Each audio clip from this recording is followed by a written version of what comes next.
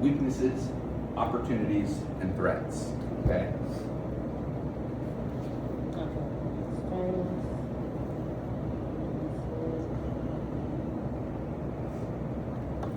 Right? So, as you're going through thinking about what ChatGPT, and let's start there actually. You said threats is the last one? Threats. Yep. So this is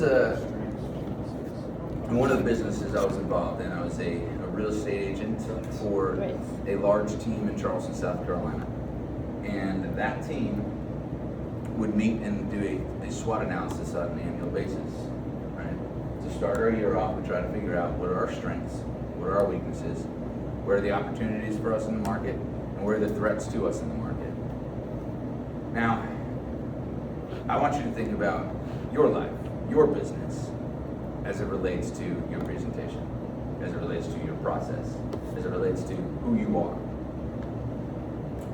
You want to analyze and say, and this is taking inventory, is really what it is. Every good business has to take inventory. Now, if you have a grocery store, how do you take inventory? Count all the things. Count all the things you have. And I'm scanning them because nowadays you can. You don't have to just, move from bucket to bucket, right? But you see, what do you have? Why do you see what you have? So you know what you can sell. Okay, you gotta know what you can sell. You gotta know what's in the You inventory. know when you need to get more or something else. All right, so know what else you need to get. Make sure nobody not stealing. Make sure nobody's stealing. Okay. Understand the market so you can set the price. Understand the market so you can adjust accordingly, set the Yeah. price. Okay. They're all good reasons, right? Yeah. What if you have a damaged good? Gotta know how to dispose of it, or, You gotta get rid of it, yeah. right? So you got what you have, what you don't have, right? That's what you guys just said. How you're gonna adjust to the market, what you gotta get rid of, right? So your strengths, your weaknesses, your opportunities, and your threats. I think that's the easiest way to break that down, right? And I throw that out there because when people are doing the SWOT analysis, you can argue, and we did, you can argue about, well, is that an opportunity or a threat? It can be both sometimes. Right? Yeah, they can be. So let's go around and just think about it for yourself, right? Think about, before we get there, I want to ask you this. ChatGPT analyzed your first run through of your presentation. You know what your score is. You know what it said about you. Who thinks it hit the nail spot on? Who thinks it was harsher than it should have been? Show of hands. All I right. don't know if it was harsher than it should have been. I just don't think it got a lot of what was happening. Yeah, I think it I was would just agree. off, didn't understand. I think what it understood, it was probably right, but I don't think it understood what was being conveyed. Okay. That's one of the limitations of a large language model, right? Yeah, I think the busy room with the people, sometimes it might not have picked certain things up for people. Because I know some people said they asked to take their shoes off and it didn't ping it, so. I mean, that happened to Daniel with me. Yeah. He literally asked me. Yeah. I was a quick answer. Maybe I cut it off, and that's why ChatGPT was like, "You didn't do it." Who knows? So nobody thinks it was spot on. No. Mm-mm. Does anybody think there was good feedback? Yeah, Yeah. for Yeah. sure, Good feedback. yeah. So it was. It was good feedback. Now, is the feedback ChatGPT gave you the only thing that you need to work on? No. Absolutely No. not. No. Is the good feedback that ChatGPT gave you that you know is wrong worth paying attention to? Correct. Yeah. So I know that ChatGPT gave me a high score on something that I didn't even do. So I could be an idiot, right? And I know you're not an idiot. I could be an idiot and I could say, well, I already scored me good enough. I'm good enough there. Right? That's called a loser. Alright? So as you're thinking about this, think about, and go around, you don't have to share everything, but share one thing. What's a strength that you were able to identify or that you are able to identify right now as you go through and think about, okay, that was my presentation, right? Now you can take this same thing and do it to your life, and I encourage you to, right? I encourage you to apply these things on a personal level because I don't believe in coaching the professional, I believe in coaching the personal, right? If you go to my YouTube channel, you'll see that everything I talk about is based on the individual, right? I even shared with you guys earlier in this process. What do I think? I think I fall in love with my customer. Before I walk up to the door, I say to myself, I love this person, right? And that's where I begin. So when they're frustrated, I don't have to get defensive because they didn't do anything to me, right? It's just how they're feeling, right? And I can control and bring my energy to the situation, to the table. So, what's strengths? What's a strength that you can identify? I have enthusiasm. I can keep the customer engaged generally, and that's All right. what it identified that. Good engagement. It probably said that, ChatGPT, I imagine. Yeah, they said that. All right. So good engagement with your enthusiasm, so the energy you're bringing is solid. Cool. What about you? Communication. The communication was solid. Mm. Did ChatGPT tell you that? No, I feel like my You communication felt was it, pretty yeah. solid. Yeah. Yeah, great. So your communication, that's one of your strengths. Excellent. What's one of your strengths? I'm empathetic. My feeling, my emotion is largely recognized. All right. Yeah. So you have high level empathy. Yeah. Did GTP identify that too? Yep, because Yeah. when she mentioned that her father had passed, I was like, my condolences, to you and your family. So sorry to hear that. Good. Personable. Personable. Yeah. Did GPT identify that? It did. Awesome. Mine said industry knowledge was high. Industry knowledge. Yeah. And GPT said that. Yeah. Yeah. Good. That's a strength. Say generate, like I know how to generate professional rapport well, like ask relevant questions in the beginning. Yes. Yeah. Did GPT identify that too? I mean, it said that my warm up was good, but Yeah. that's my words. That's it. Yeah, that's your take on it. What you extract, the value you extracted from GPT. Cool. Good. Sincerity. Yeah, good. Is that from GPT? A little bit, but yeah, that's you're looking at saying this is one of my strengths. Cool. I love it. I got emotional connection. Emotional connection. I Yeah. got emotional connection. Yeah. So you had a strong warm up. GPT said. And yeah. Yeah, so good. So that's a strength everybody came up with. What about a weakness that you come up with? And the reason we're just going through this is to see, okay, let's get our brain jogging on these things. So what's a weakness? Go back to this way. Okay. I wasn't direct. I kept steering away more conversational. I wasn't, Okay. like staying to like what we needed to do. Okay. So, yeah, not being direct enough at times can be, and I got dinged by GPT because I allowed the conversation to Drift off topic. drift off topic, right? If you watch the video, it's about 47 seconds worth. If you watch a training online by Ben Moore, he says the first 10 minutes should be about anything except the house. Mm-hmm. So I can throw a fit and say, well, ChatGPT wasn't fair to me. Or I can say, it's okay, it's a large language model. It can't really figure out the human aspect, right? It doesn't have that emotional connection. Right? Similar, it was too casual in the initial conversation, but the main thing was lack of authority towards the end. Lack of authority towards the end. Good, okay. Need to clean up the flow, not pre-close. Clean up the flow in your pre-close. Yeah, I got that too. Right? They said there were points where it seemed to rush it. I said I didn't deliver the easy yes or easy no very well, which is funny because I literally slowed down right there and said, hey, I can take a yes or a no equally as graciously. What I can't take is a maybe. Literally like that. And so I say, okay, GPT didn't understand what I said. Right. Say let me, right? This happens. Mine said closing discipline. Okay, closing discipline, good. Flow and overall internalization of the process. Flow and overall internalization, okay. Mine is more so the knowledge-based side of it. I need Okay. to work on. I lost control at a lot of knowledge points that were Okay. need to be in. Good. Flow in the pre-close. Flow and pre-close. Like it kind of said a little bit about it, but like just knowing my own weaknesses, Yeah. it's like losing control and authority is just like a lack of, I don't know, like a confidence, but just if someone's being a certain way, I'm like, I get into this mindset of like, fuck you, you know what I mean? Like it's just, I just kind of shut down and turtle, you know what I mean? Yeah. That Yeah, makes sense. Yeah. It's like whenever I was playing, Stan today, like that kind of customer is my worst nightmare. Right. So that's why I played him. Yeah, especially when your wife's on her fucking side. So what are some opportunities that you have regarding your process? And we'll start here in the middle.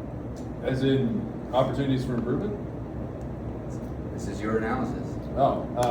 So this is where I say that people are going to have a different way of interpreting what is an opportunity, what is a threat. Right? That happened at the real estate company. Is somebody said, well, this is a threat, and I said, no, that's not a threat. That's a huge opportunity. Right? So it's not going to be identical for everybody. As you grow and as you continue to develop yourself, you're going to change what you put in what box. Right? Yeah. Some of the things, because empathy can be a strength. It can also be a weakness. But what if you empathize with somebody so much that you allow your entire appointment to derail? Mm-hmm. Was that a strength? Mm-hmm. No. So Shakespeare says there is no good or bad, but thinking makes it so, right? What was that? Which I don't remember which play that is. One of them. Yeah. One of them. But so there is no good or bad, but thinking makes it so. It's like, how do you apply your characteristics, right? What makes it a strength? What makes it a weakness? Opportunity. Definitely, I rushed through whatever I wasn't confident about. I just spit out without putting my own inflection on it or anything. Just rub on. Okay, so you get an opportunity to internalize. Yeah. Right, same thing. You get an opportunity to internalize and to really integrate it into who you are, and then bring it forward. Okay. I have an opportunity to use my actual confidence to gain authority in the process. Okay, so there's an opportunity because you don't have that now, and that's something you could bring into the future. I like it. I have an opportunity to take more control for Okay, sure. great. Have that confidence to know that I can lead an appointment. Excellent. Yeah. Opportunity to be more consistent. Okay.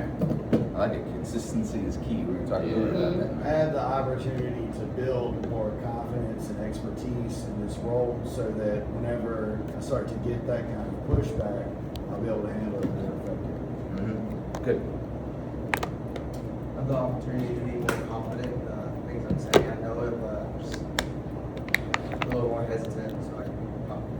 Okay. I think it's just confidence all across the board. Yeah, confidence is your big one. All right. And express the way that I speak.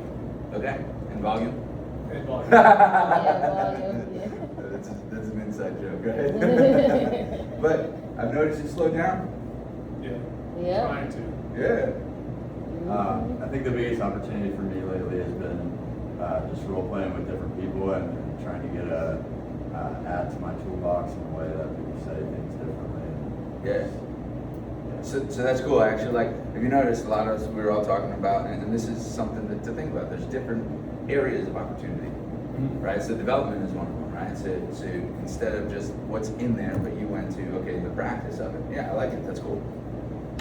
Threats, real quick. Biggest threat I think for me in anything is like once I get comfortable with it, like getting complacent and skipping stuff. So that That's an important one. That's why this is important. Write it down. Yeah. Mm-hmm. Write a SWOT analysis down and look at it. Overthinking. Overthinking is a threat to you. Good. Yeah, I would say overthinking as well. Overthinking would be a threat to you as well, okay? Getting not necessarily overly emotional, but letting things spin me out in the middle of it. Like if someone gives an answer I don't like, Getting mentally spun out, yeah. Like what Matt said, just the kind of fuck you mentality that can come up. Yeah. Like, Yeah, I'll fucking show you. taking yourself out of the game. We're going to talk about ways to manage that. I would agree with that and also say overthinking. Okay. Mine is being sometimes too casual and too playful. Sometimes I can There you go. overly exert my. Right, so that's literally what we just talked about, right? Yeah, That you got yeah. strength, but that Yeah. strength, if it's not controlled, Mm-hmm. can become a threat.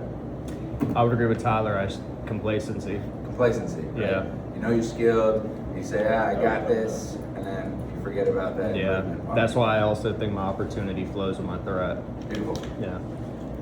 I would say being able to like focusing on like not thinking about reading the customer and bringing too much enthusiasm to where I'm not reading their tone and kind of mirroring as opposed to just overflowing, and then by that time the customer starts to feel overwhelmed. So I think that's a very important threat, and I think that would be true for a lot of people. So one of the things to think about regarding that, and this is for all of us to think about, not just Matt here, when it comes to that in particular threat, one of the greatest quotes I've heard about it is not about what I need to say. Because that's what we're learning right now. Mm-hmm. We're learning about what I need to say. It's what I need to do in the home. The process I need to follow. It is, and the second part of this is the linchpin. It is not about what I need to say. It is about what they need to hear. Right? That's where love comes in for me. Now, I'm here to solve a problem. So when I'm mirroring and I'm labeling, I'm trying to, that is what I call, and again, none of this comes from me, right? I stole this from other people, and I'm regurgitating it because it's now a part of my being. But I call it intelligence gathering, right? That is the needs analysis, right? Because intelligence gathering moves me. Now we're gonna get to that, okay? We're gonna get to what that means. And you're gonna start to develop your own ways of moving yourself. But it's not about what I need to say, it's about what they need to hear, right? What that means is you do have an agenda you literally have to get through in our process, right? Your agenda, not the agenda, but your agenda for the day can be to get through your presentation, or it can be to apply a solution to a problem, right? So think about that, right? That's a great threat. I think it works too whenever you think about what they need to hear, but also whenever you're thinking about your feelings in this kind of situation. Sometimes whenever we feel a certain way, it'll prevent us from doing what we need to do to be able to help out the customer. So we were trying to self-preserve as opposed to considering that customer's feelings and how they're going to feel if their problem is solved. So I think that's an important point to make too. Because of this, when you get dismissive, right, you two pointed this out, you get dismissive. If somebody says something you don't like, or if they're giving you pushback that you think is it sounds like you're taking it as a personal affront to you, right? Because you're letting your emotions become involved. Yeah, right. But if you take it as a personal affront, you're going to limit your ability to be of service to others. Exactly. Being selfish. Like I'm being selfish in that. Being selfish. Yeah. Now, why would somebody be difficult when they invited you to their house? They don't have the money, it's a defense mechanism. They're terrified. Yeah, they're terrified of spending the money, getting in debt. They're terrified of what they're about to do, Yeah. right? And those alarms go off the instant you pull up. The instant that time, you're not even in the neighborhood. That morning when they wake up, for some people, they start to go, oh man, I don't even want to. Fuck, West Shore's coming to What am I doing? Oh, I should have made that appointment. I never should have done that, right? Because their pain was big enough to move them earlier, right? Right. So another way I heard it stated was, I would rather be hated in the short term and loved in the long term. When you're getting objections, especially at the end, which we haven't gone through the close, but we saw it today, when you're getting objections, people will take themselves out of the tunnel. People will take themselves out of the process because they're afraid. Come on, pull up.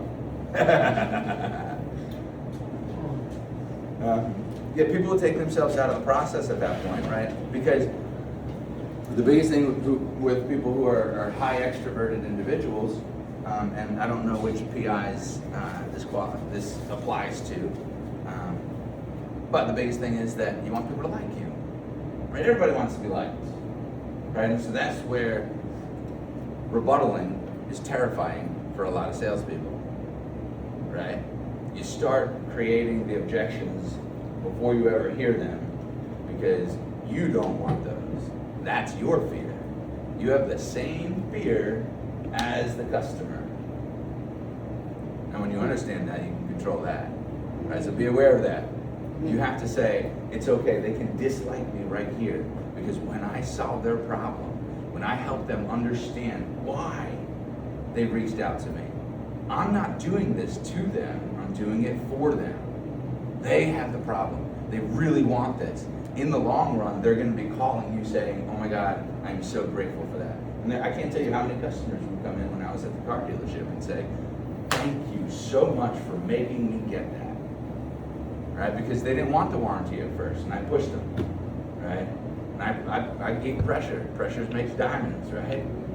And I applied pressure. They ended up getting it, ended up saving $12,000. Right? Way more than it cost them. And they were like, thank God, if I didn't have that. Right? So, same thing with us. You know, some of it's going to be cosmetic. Well, those cosmetic people, where it's just aesthetics, they have the same urgency because they have the same desire, and it's all emotional, right? You go into somebody's build-a-grade home to do a wet space only remodel, right? Turn into an FBR, and they all of a sudden, how much time do you spend in your bathroom? Considerable amount. Mm-hmm. How often? Every day. At least twice a day. Mm-hmm. If you're home, right? So you can bring joy to them. Again, it's not about what you need to say, it's about what they need to hear, and I'd rather be hated in the short term and loved for the long term than loved right now and hated forever. How do you feel whenever you say, how do you feel whenever you come into this space? Yeah. So that's the thing. You guys cheated that. I know. I Yeah, thought about that too. Which is smart. That was really Tashana smart. blew it up. Yeah. Tashana was too agreeable. If there was, so what we had talked about. You gave her every out. What we had talked about Now last it's night. flaking and he's got oil all over. I was like, fuck. What we had talked about last night was how do you create urgency in a purely aesthetic driven sale. And so when they brought up the process, I was like, all right, that's actually a very When I creative stood up and I was like, here's what we're fucking Here's what we're doing. doing, man. There was a lot Yeah, going no, on. that is going to be the hardest thing you probably come across is where they don't have an urgency where it needs to happen today or Yeah. next year, Yeah. 5 years from now. Like, She created one. I had so little care, I couldn't even tell what kind of tub we had. Yeah. That Because he was said hilarious. California the shower. only thing you And can I'm draw like, on is That's the what I was emotion saying, of color whatever of the caused shower. them to It turns into put my their red information one. out. Yeah. I'm just looking for a quote. I'm That just was looking for a that was quote. hilarious. It was. When I was like, oh man. You pointed at me as soon as I did it. All right, so let's move on. That's a fun little thing for you to do. All right, and do it on a regular basis. There's a great book if you're interested in reading. It's called The 12-Week Year. And what the 12-week year is it breaks down your year into 12 weeks. So instead of, and there's a guy on Instagram who I see his stuff sometimes, and he always makes fun of the guys who have this idea. Instead of 1 year, you have 4 years in your year. Right? And the guy's like, and it's like, oh, by the time you accomplish this, I'm 4 times ahead of you. You know, this guy breaks in and does the stitch, I guess it's called, right? And he's like, 4, but I have 7. Well, why not 12? Why not a million? Why not a billion? Right? And Grant Cardone would be like, yeah. And he's just doing calculations. If you ever made $1,000, you can make $1 million. You did this, you just have to make $20. And he's like, so this guy's like, why not a bajillion, right? He likes to make fun of it, but Manipulate time and space, guys. yeah. So that's kind of the idea of this, but don't think of it as manipulating time and space. Think of it as, okay, instead of 12 months to see, because we're going to get to goal setting in this part, but and this part is linked to it, so that's where we're headed into. But if I have a year, right, I set a goal for a year, and I say, okay, I want to do X amount in sales volume, and by the time I get to September, and I look up, I'm not on target, it's too late. Follow me? So if I'm tracking my year, right, if I set an annual goal, which you should still have an annual goal, you just need to break it down, right? And that's the idea behind the 12-week year, right? If you have 4 years, right, or if you have, let me say it this way, if you have 12 weeks in a year, how many years are in a year?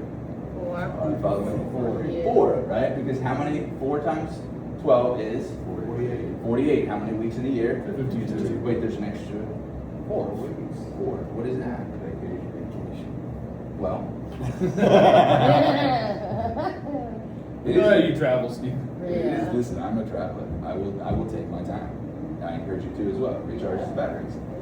But one of those days, you can set aside a certain amount of time during that extra week, because what you have is a planning week, an executing week. A planning week, an executing week, a planning week, an executing week, a planning week, an executing week. What's that? 52. 52, that's your year, you Oh. see? You can break it up. So now, if you want to hit, let's say your goal is just to hit 200 grand in income. How much do you have to make in a 12-week year to get there? You said 120 grand? 200. 200? Yeah, Yeah, 50. You made 50 grand? Yeah. 50 grand, because if you have 50 grand your first quarter, 50 grand your second, 50 grand, that's 200. Yeah. If you get to the end of the first 12 weeks and you're not on target, how much time do you have to make that adjustment? 3. 3. So it's about 3 more years, yeah. Yeah. Yeah. It's more than if you just looked up too late, right? So it's a way to keep yourself on target, right? Now you can adjust these, right? They're not set in stone. It's not 50 anymore. If you're 10 grand, right? If you get here and you're at 40K, you're not too upset. You did good in the first quarter, right? But if you're going to be committed to the goal that you set, which that's what a goal is, I hope, a commitment that you make to whom? Yourself. Right? If you're going to do that, you now have to adjust. You have $10,000 that you have to spread throughout here. You gotta do 52.25. Well, you got to do 33. 30, yeah, 30, yeah. Oh, yeah. You get what I'm saying. I got you. You get what I'm saying, yeah. But, maybe you're smart. Maybe not. Maybe you just say 54. 54. 54, right? So maybe you, 54. Right? Maybe make that adjustment. Maybe no. It's up to you. That book is called The 12-Week Year. So let's go right into the Wheel of Life. Now, the Wheel of Life is an opportunity to evaluate where you are in 8 domains. What does this look like? Pie. We ordered one of these last night. Pizza. This looks like a pizza pie. Oh. So We'll talk about it later because I didn't know y'all had pizza. Oh, we ordered pizza at 2 a.m. It was Oh, 3:30 in 2 the a.m. morning Oh, yeah, when I you was came. gone. Y'all got it. You had your oysters So in with draw this that. on, if you're taking notes, draw this on a page. And when you do this exercise, I'm gonna walk you through it. We're not gonna take as much time to do it. I do encourage you to do it, but I'm kind of gonna outline what it is you do with the Wheel of Life. The Wheel of Life has 8 domains, right? DACO domain is not one of them, but DACO domain is the YouTube channel you can jump on and subscribe to if you like it. Smooth, shameless plug. Shameless plug. Yeah. Okay. So your 8 domains, can you guys read it? It's, No, I know it's it's like a a little light. glare on it. It's I like- should have told you to pick one up anyway when I called Oh, you back. dry erase marker? They gave me the green. But can you guys see what I'm writing? Slightly. Slightly. No, not really. What if we Alright, slip I see, off like, the first communication row? TV. Yeah. Yeah, trying to. Yeah, that's- Oh, Yeah. that was good. That right there. No. No. That's- That's a huge glare for me now. Is glare on for you? That's a lot better for me. Turn off that single switch. Turn off that single switch. Because that's that helps, right? Is that better? Yeah, I only got one on there now. All right. So I'll tell you what it says. I just want to see. I need to write a little bigger. This is a little small, right? I like the fat one. It's easier to see. I can erase what needs to be erased, right? All right. So you have 8 domains, and this is domains of your life. You have starting at the top right in that first quadrant.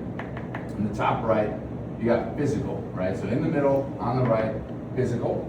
The next one is emotional, going clockwise. The next one is social, spiritual, financial, intellectual, occupational, environmental.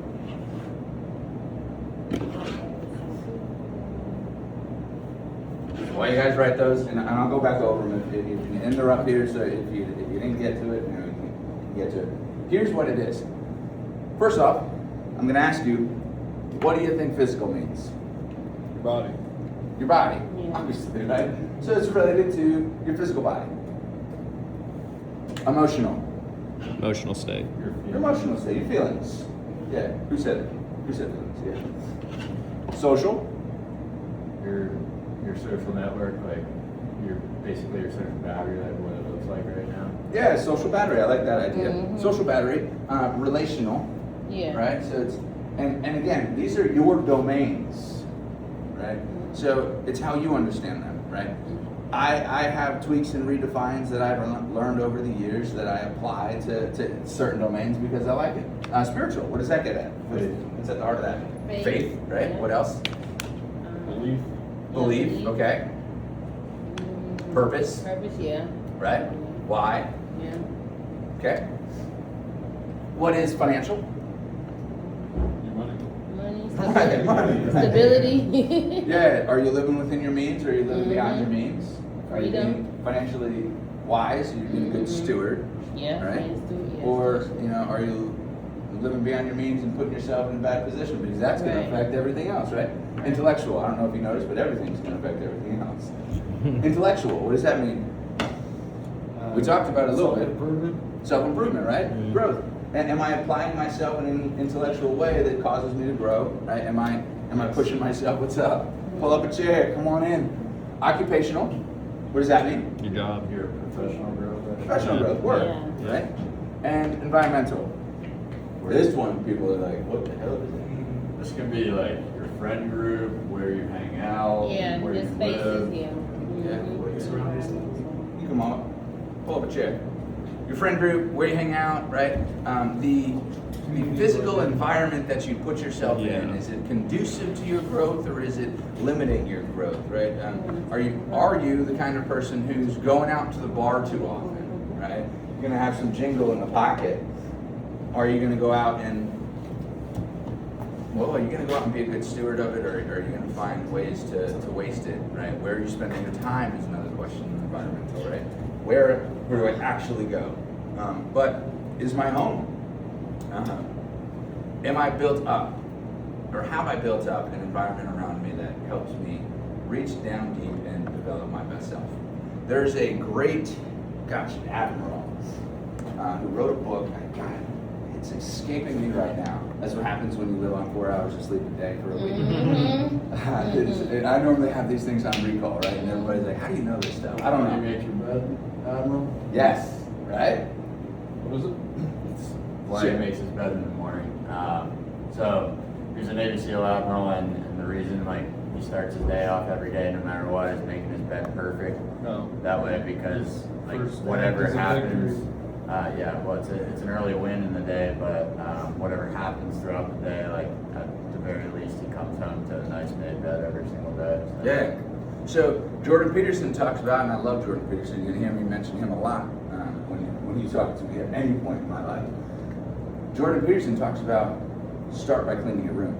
If you want to change the world, start by cleaning your room. Right, and we see this a lot in the social world right now. Is there's a lot of social justice warriors going out trying to change the cultural landscape, the social landscape. And listen, good intentions, right? I think everybody does the best they can. I firmly believe that. What I see for myself to be true is I'm like a monkey with a wrench fixing a military helicopter. If I can't clean my own room, and it's biblical too, right? It's take the plank out of your own eye before you take the speck out of your brother's, right? You got to start by cleaning the room. You got to start by taking care of the things, the small things. I said it to Stefan the other day, right? If I'm too big to do the small thing, because he said, what are you taking the trash out for? What are you doing there? If I'm too big to do the small things, I am too small to do the big things, right? So, without further ado, the physical, what you're gonna do in each of these domains, right? What you have is that pizza pie, right? So I'm gonna do mine real quick, just for fun. You're gonna rate yourself on a scale of 1 to 10. I draw mine on by the way, on a piece of graph paper because I use 10 blocks to go out from the center. 1, 2, 3, 4, 5, 6, 7, 8, 9, 10, right? Each direction. And then I'm sorry. Can I get So- one? So I draw mine on a graph paper because it allows me to space it correctly, and I'm a little bit of a perfectionist on what I'm looking at, right? So, but on the physical domain, I'm gonna rate myself. I'm gonna say, with 0, the center of the pie being, I am nowhere near. I'm smoking 2 packs of cigarettes a day. I'm eating fast food. I'm not taking care of myself. Not drinking enough water. Speaking of, How do I rate myself? 10 being I'm exactly who I want to be in this domain. You can't pick a 7. That's the only rule. You cannot pick a 7. If you think about what the laughter tells me, you guys can tell why I do that. Right, so that's the rule. You're gonna see this elsewhere, but that is the rule that I applied. Again, I stole it from somebody else. Right, then I'm gonna color it into the center. Emotional. Emotionally,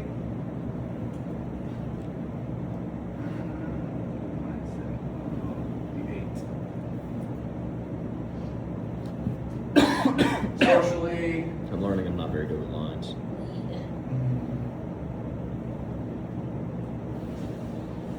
spiritually, You got financially,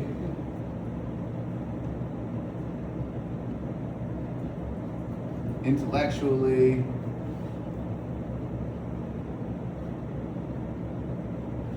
occupationally,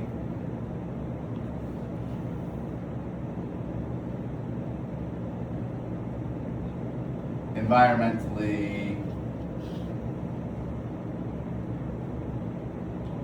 Okay. Now, this is my wheel. Some people might look at this and say, I don't understand why he did that. It doesn't matter. That's my wheel. I've judged it based upon what my goals are, what a 10 to me looks like. You're going to do the same thing. So, if you look at this, instead of a pizza pie, now I'm not going to explain my answers to you, but I'm going to tell you the importance of them. If instead of a pizza pie, if that was a wheel, oh, now you get it? A wheel of life? If that was a wheel, how smooth or turbulent would the ride of my life be? Turbulent, right? Right? Look at that. Look how bad that would be. Right? Bumpy ride. Anybody in life got a little bumpy ride going on? I don't think mine's rolling. Right? You're not rolling as fast or as smooth as you could be, right? So is that a problem? Is that an opportunity or a threat? Is that a strength or a weakness? It's an opportunity. It's certainly an opportunity. So, you're rating yourself in each of these domains to see where are you compared to where you could be and want to be. Then, so this is valuable, right? You got a visual of saying, okay, this is what my wheel, this is how my wheel is functioning right now. This is how my life is functioning right now, based upon my own standard, my own judgment. You ask yourself, right? That's value. Great. What do you do with it? You start wherever you want to start, but you start with physical, and then you ask yourself, okay, I rated myself a 6. What would it take to get to a 10? What would that look like for me if I were at a 10? What would that mean to me? How would that change my life? So those questions you're gonna ask yourself, and you're gonna write a little bit about it. You don't have to go crazy, just gonna write a little bit about it. You're gonna do the same thing for emotion, you're gonna do the same thing for all of them, if you haven't caught on, right? And the questions are, again, if this domain of my life was at a 10, what would that look like to me? What would that mean to me? How would that impact me? I don't know if you noticed, but those are questions that we ask who? The customer. You are your first customer. Okay? So that's the exercise. Now, you don't have to do it all right now, but that's what you want to go through. You're taking a look, you're taking an inventory, right? Just like the SWOT analysis. It's another form of inventory. So you're saying, this is where I am, and this is where I want to be.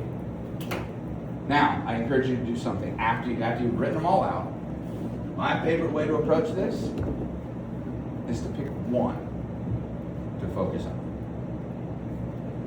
It's overwhelming to try to fix 8 domains of your life at the same time.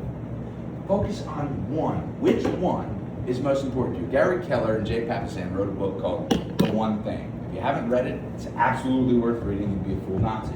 None of you are fools, so I'm sure you're all going to race out and buy it and read it. What's it called? The One Thing. The central question of the book is the central question that they say you should ask in your life. What is the one thing that, such that by doing, everything else I do is easier or unnecessary? Who's heard of the 80-20 rule?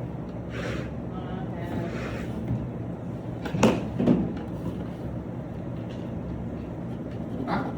You have? Yeah. Anybody not heard of the 80-20 rule? Never heard of it. Okay, you might have heard it called the Pareto principle. No? Okay. So Pareto, he's an Italian guy, came up with this idea, well, it wasn't even an idea, it was an observation, to be honest with you. So what he realized is, think of this. When you walk around in your house, how much of the floor space do you actually walk on? Very little. Very little. Walk the Think same of all the path. floor space. Think of the floor space in this room and how much of it doesn't get Pretty touched. much, yeah. How much time do you spend in certain rooms of your house? So this is the 80-20 distribution. What Pareto realized, and this is true of a lot of things, it's also true of money, which is what upsets a lot of people right now. The 80-20 rule says that 20% of your efforts are responsible for 80% of your results. 20% of the carpet in your home gets 80% of the traffic. 20% of the employees at a company are responsible for 80% of the production. 20% of, name it, right? This rule is eerily uniform throughout the universe, it seems. Okay? What does that mean to you? So, 20% effort gets you 80% of your results. So that means 80% of what you're doing isn't getting you the best results. Is not contributing to the most that you could be doing. Let's say you have a list of 100 things that you could do in order to improve yourself, in order to make a sale, in order to, right? We have a list of 100 things we need to do, right? Ask yourself the question, what is the one thing such that by doing everything else will be easier or unnecessary? Go through a list of 100 things and try to figure that out. How difficult would that be? Overwhelming, right? Same thing, same reason why I said focus on one thing here, right? Well, okay, let me ask you this.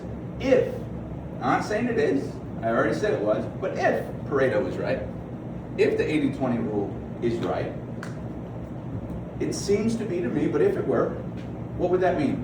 I mean, how many of the things that I could do should I be focused on? 20. Okay. All right, so I have 20 things now. That's less overwhelming. All right, so now I can prioritize. I can take a look at the 100 things I have to do, and I can come up with the top 20 things. That's still a lot. Okay, let's apply it again. 20% of this? No, 5. No, it was 4. 4's right. You got it, yeah. Second guess yourself. It's been a while. No, you're good. It's been a while since I did simple math. Move the decimal, right? Times 2. You got 4. Much more manageable. Much more manageable. Now 4 is a manageable thing, right? But can you really do 4 things? Nope. No. How many priorities can you actually have? Surprised by how Yeah, well one and 2 max. Well, so we're going to get to that. You have to Yeah. set the bar reasonably low in order for you to hit the target you're Right, after, yeah. right? Because it's one step at a time. Everything is. Okay, so 4 things. You can't do 4 things. You can't have 4 priorities. It cannot be 4 things that are the most important thing by definition. Right. Priority is the thing that comes first. It's not the top thing. Prior, before, everything else. Okay, let's apply it one more time then. Now you're gonna round this, right? This goes to 5, 100% of 5 is 1, right? I know it's not exact. Shoot me. Right? If I started at 120, it would have been, right? Okay. One thing. So when you can identify your one thing, and this takes practice, Now, I'll tell you the answer in what we're doing here. We already talked about it with Rebecca. What step of the process is the most important process? That's right. The one that you're on. Now, in life, I have an answer for this. I think it's the moment you're in. Yeah. I think it's the person you're talking to. Right? I think it's the question you're asking, the answer you're seeking. Right? What is the one thing such that by doing that? And that to me, if I apply that to my life, all of a sudden it transforms it.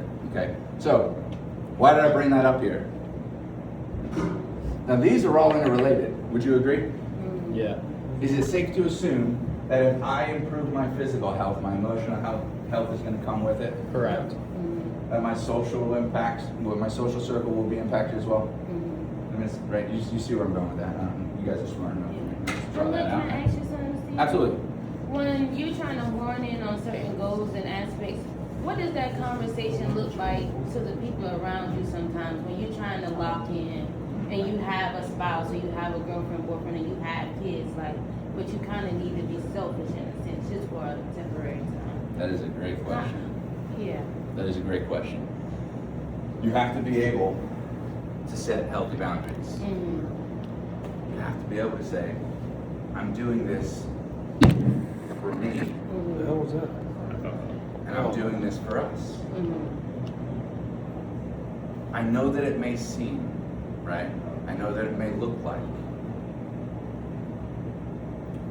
How are you feeling right now if you're bringing this up to me? Seek first to understand, Yeah. right? So there's a quote of mine, "Tu comprends, tu pardonnes," from Tolstoy, War and Peace, right? It means to understand all is to forgive all. They're not coming at you from a bad place. Tony Robbins talks about the fact that your life, my life, is a direct reflection of the expectations of my peer group.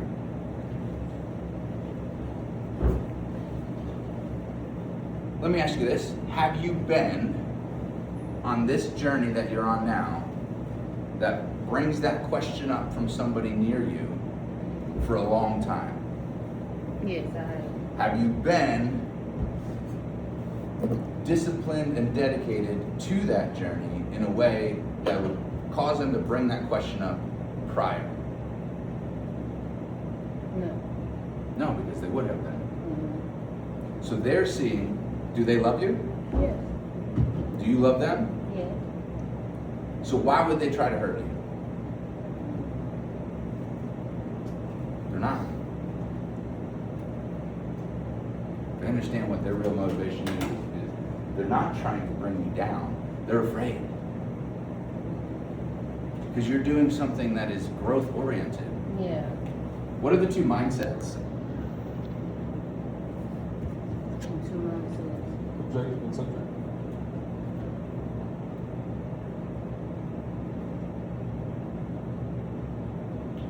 Internal, external? Linear and limited. Oh, so it I says. think so. What is it, linear? There's a glitch. Oh. Limited or Limited, fixed? Oh, okay. yeah, I Limited can't growth read. mindset, okay. And growth.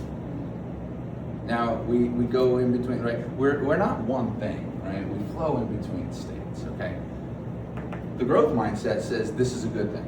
The fixed mindset says this person is going to leave me. They're afraid they're going to lose you. You're on a journey to better yourself. If you get too good, maybe you leave them behind, and they're scared of that. People need so little reassurance in their life, so little assurance, and they don't get it. When you understand what they're actually seeking, when they bring up these emotional things, and I'm not trying to be, this like that, right? But when you understand where they're coming from, same thing with your customer, but when you understand where they're coming from, you're going to change the way you react. You're no longer going to react. They are having an emotional reaction. You get to respond to it. What's the difference? React and respond, I just use two words. They sound the same. Literally start the same way too. What's the difference between react and respond? React is a knee-jerk, it's a reaction. It's a reaction. Yeah. Responding is thinking about the thing and coming to your own. Reaction is is a emotional impulse, and then like responding, it's like intelligently thinking about the scenario that's going on. Okay, And I like it. making a decision. I like it. Here's a metaphor. Go to the doctor. You got an infection. Doctor says, what? Take this pill. You go home, you take the pill. You take the pill, next day, you take the pill the next day. Uh-oh. Go back to the doctor. The doctor says, oh, you're having a reaction. Here, we're gonna switch the pill. You go home, you take the pill. Next day you take it, you take it. You go back to the doctor, says, oh, you're responding.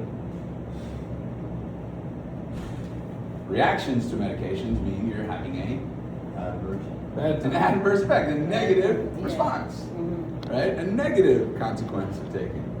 If you're responding to the medication, that means what? Have a positive. Yeah. Right? So that's an easy way to think about it. Now, am I being reactive or am I being responsive here? That's the question for yourself. So again, to sum it up a little bit, it's, well, they're afraid. Okay. Use your empathy. Understand, right? There's a great prayer. St. Francis of Assisi says, O Divine Master, grant that I will not so much seek to be consoled as to console, to be loved as to love, to be understood as to understand. For it is in giving that we're receiving, it is pardon that we're pardoned, it is dying that we're born to eternal life. Right? Francis of Assisi is one of my favorite saints of the Catholic Church, actually. But that idea that it's better to be loved, to love than to be loved. It is better to console than to be consoled.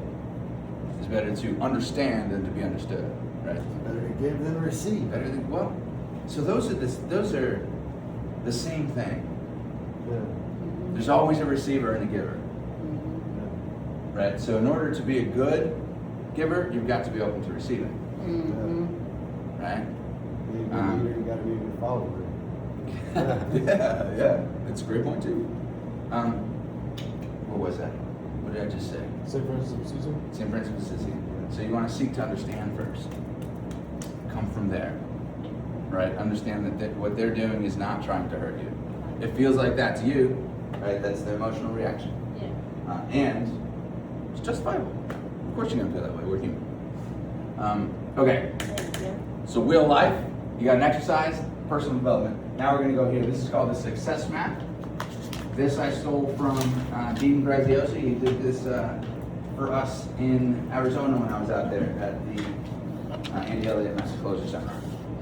The success map. You can draw this little diagram. You've got a square in the bottom left of your bottom left corner of wherever you're drawing it.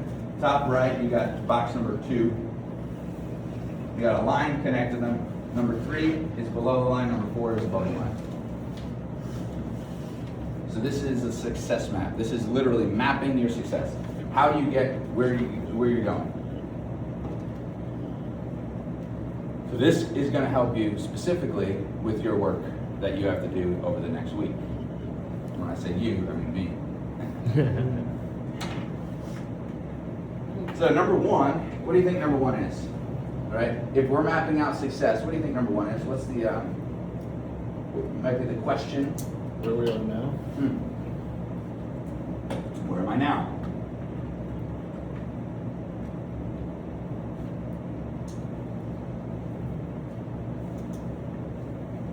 Where am I? Where am I? Truthfully. So you take a personal look, you look at yourself, you say, where am I now? Right? That's what this is. Right? So these are going to bleed into, I don't know if you noticed, these are all bleeding into each other. They're going to help you. This is going to change your life.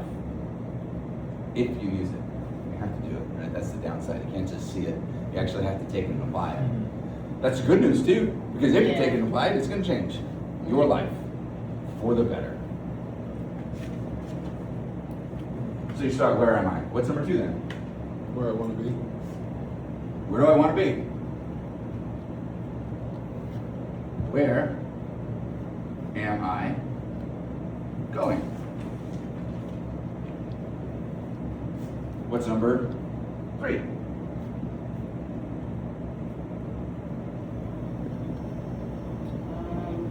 They see that Negative middle. effect going there? Negative effect of going there? Or the journey, I just say journey, is that The journey? yeah, What do I have to do? Obstacles. What do I have to do? Yeah. What are the obstacles? yeah. Any other guesses? Who thinks they know which one it was? I think it's obstacles. Huh? I think it's obstacles. None of those. None of those? What it is?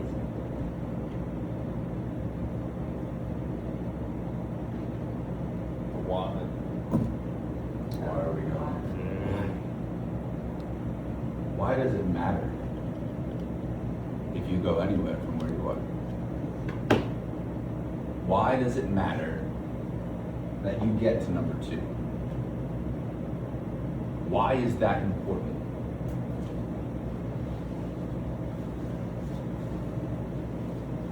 There's a reason why she had us send our why to our boss. Let me do this. I'm going to share this with you because I've given myself clarity. That was the quickest my sales managers emailed me back. Well, I didn't respond to that one, but did respond to me getting a 22 out of the color quiz, so it's not great. Ooh, I don't know my way around in here. I'll read it to you later. I was going to read you my why. I don't know how to find sent in here. Here we go, sent. Week 2, day 6, that was today? Okay, my why is, now your why is going to be, it's personal to you, but part of what we're doing here is what helped me define my why. I am the man who is willing to do whatever it takes to be the best version of myself. I know it needs to be done and I execute with my entire being. I do what I say I'm going to do and I make no qualms, no excuses. I bring my all to the table. I listen and I'm present. I care and I connect. My why is because I am everything that I felt I could be when I was a kid. I am greatness. I am passion and love. There is no person or situation that can change me for the negative. I am the unstoppable force that moves the immovable object. The world is better because I'm here. I make a positive and constructive impact. I bring joy to the world. This is who I am. Good. It's my identity. It started for me as I want to provide for my family. I want to take care of this. I want to take care of this until that sums it up for me. This is who I am. I can't be anything else. Anybody ever quit smoking? Yeah? If I said to you right now, hey, do you want a cigarette? What would you say? Yeah. No. Yeah. No, thanks. Why? Because I know myself. Because I'm not You're not that person a anymore. smoker. Yeah. Not I quit. Right? You might say that, no, I quit. Right? But you don't even identify with that kind of person that does that anymore. Right? So, what is important about the question why? What the fuck? Why are we harping on this? Why does everybody seem to harp on it? Everywhere. Because if you don't know your why, You don't know where you're going. you can't get to, yeah. Why do you ask your customer why? Why do you want to understand your customer's why? To What are understand you their attaching need. to the quest, to the journey? The emotion. The emotion. Mm-hmm. He who has a why can bear any how. Nietzsche said that. Mm-hmm. What's number 4? How? That's the question that most people focus on.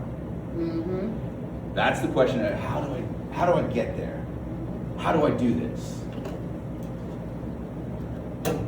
It's an okay question. It's the last step if you don't change it into something even better. If I move the last letter to the front of how, what do I get? Ooh.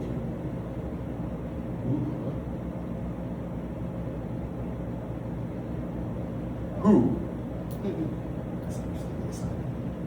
I moved the first letter to the end. Like, ooh. So, Everybody says how, right? Yeah.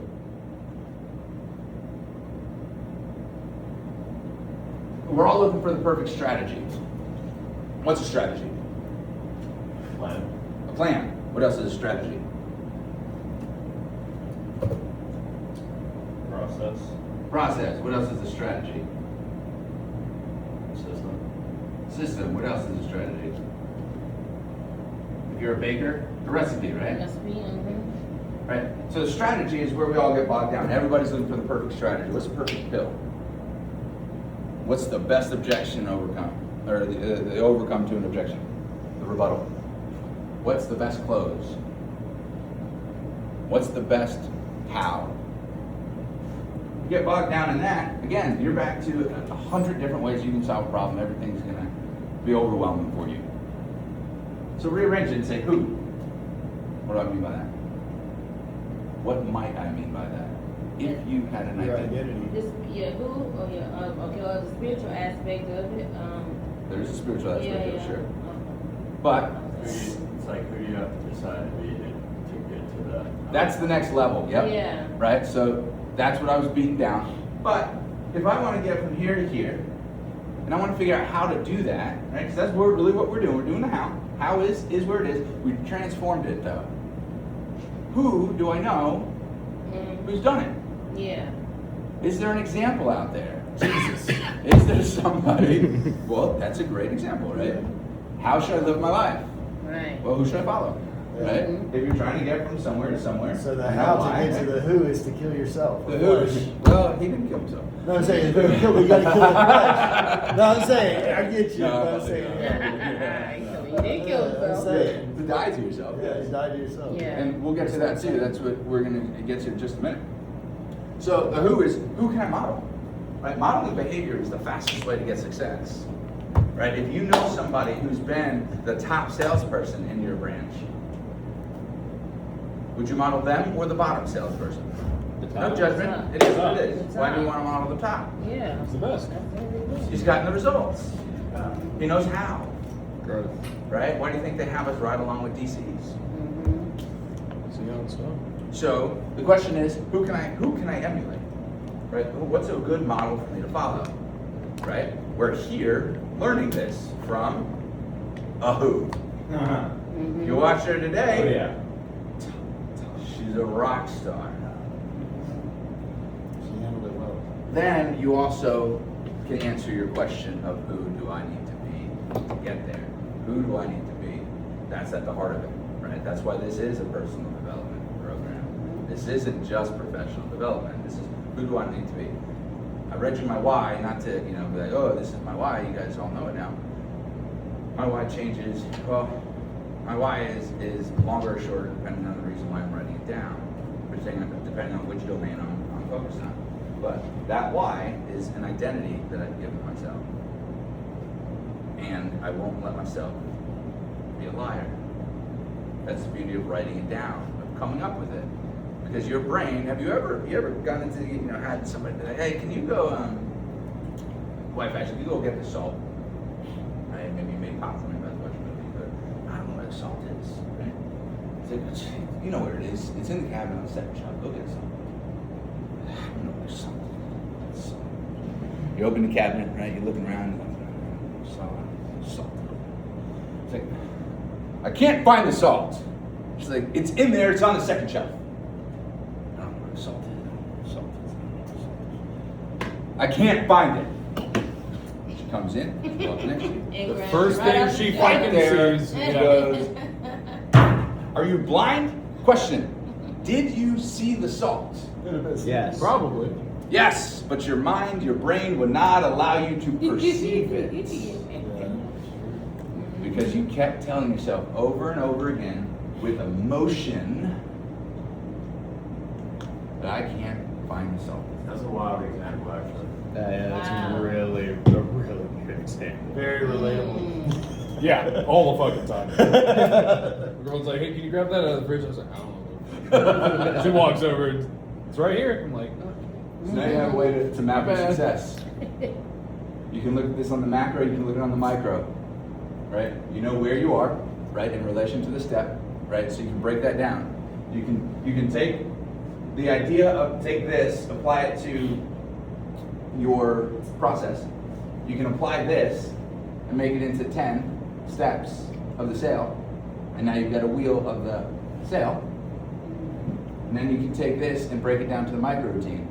You can say, okay, in step 1, this is where I am and where am I going? Why do I want to get there? Who do I need to be to get in the door?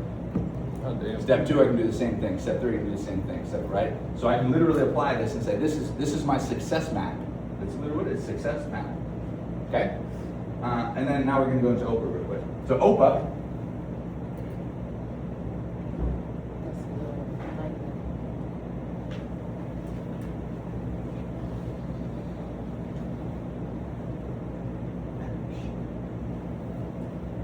OPA stands for outcome, purpose, action. RPM is another way. It's what Tony Robbins evolved his OPA training into.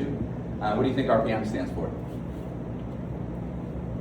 R would be Response or Result. results. results. Result. P would be Purpose. purpose, stays the same. Mhm. That why is that important? M would be Massive action. massive action plan, right? It's your map. So, massive action plan. That's part of why I changed that, right? Results, purpose, massive action plan. So, you want to get used to asking yourself, let me ask you this. You ever been in an argument with somebody? Yeah. Okay. Never. Couple times. Yeah, just a few. I'm a peach. You're in an argument with somebody, maybe it's your wife, significant other, whoever it is, and this conversation did not start out as an argument, and all of a sudden it is off the rails. You are gone. If you stop and you ask yourself, what is my outcome here? Right? In the middle of the conversation, you realize, dude, we are fighting over a pair of socks in the dryer. We are fighting over something, and what have you fought over that seems so stupid? Oh my gosh. Not being able to find the salt. I mean, for me, I'm never fighting over whatever the thing is because I can recognize that it's stupid. I'm fighting to be right. Ah. Yeah. If my outcome is to be right, to win this argument,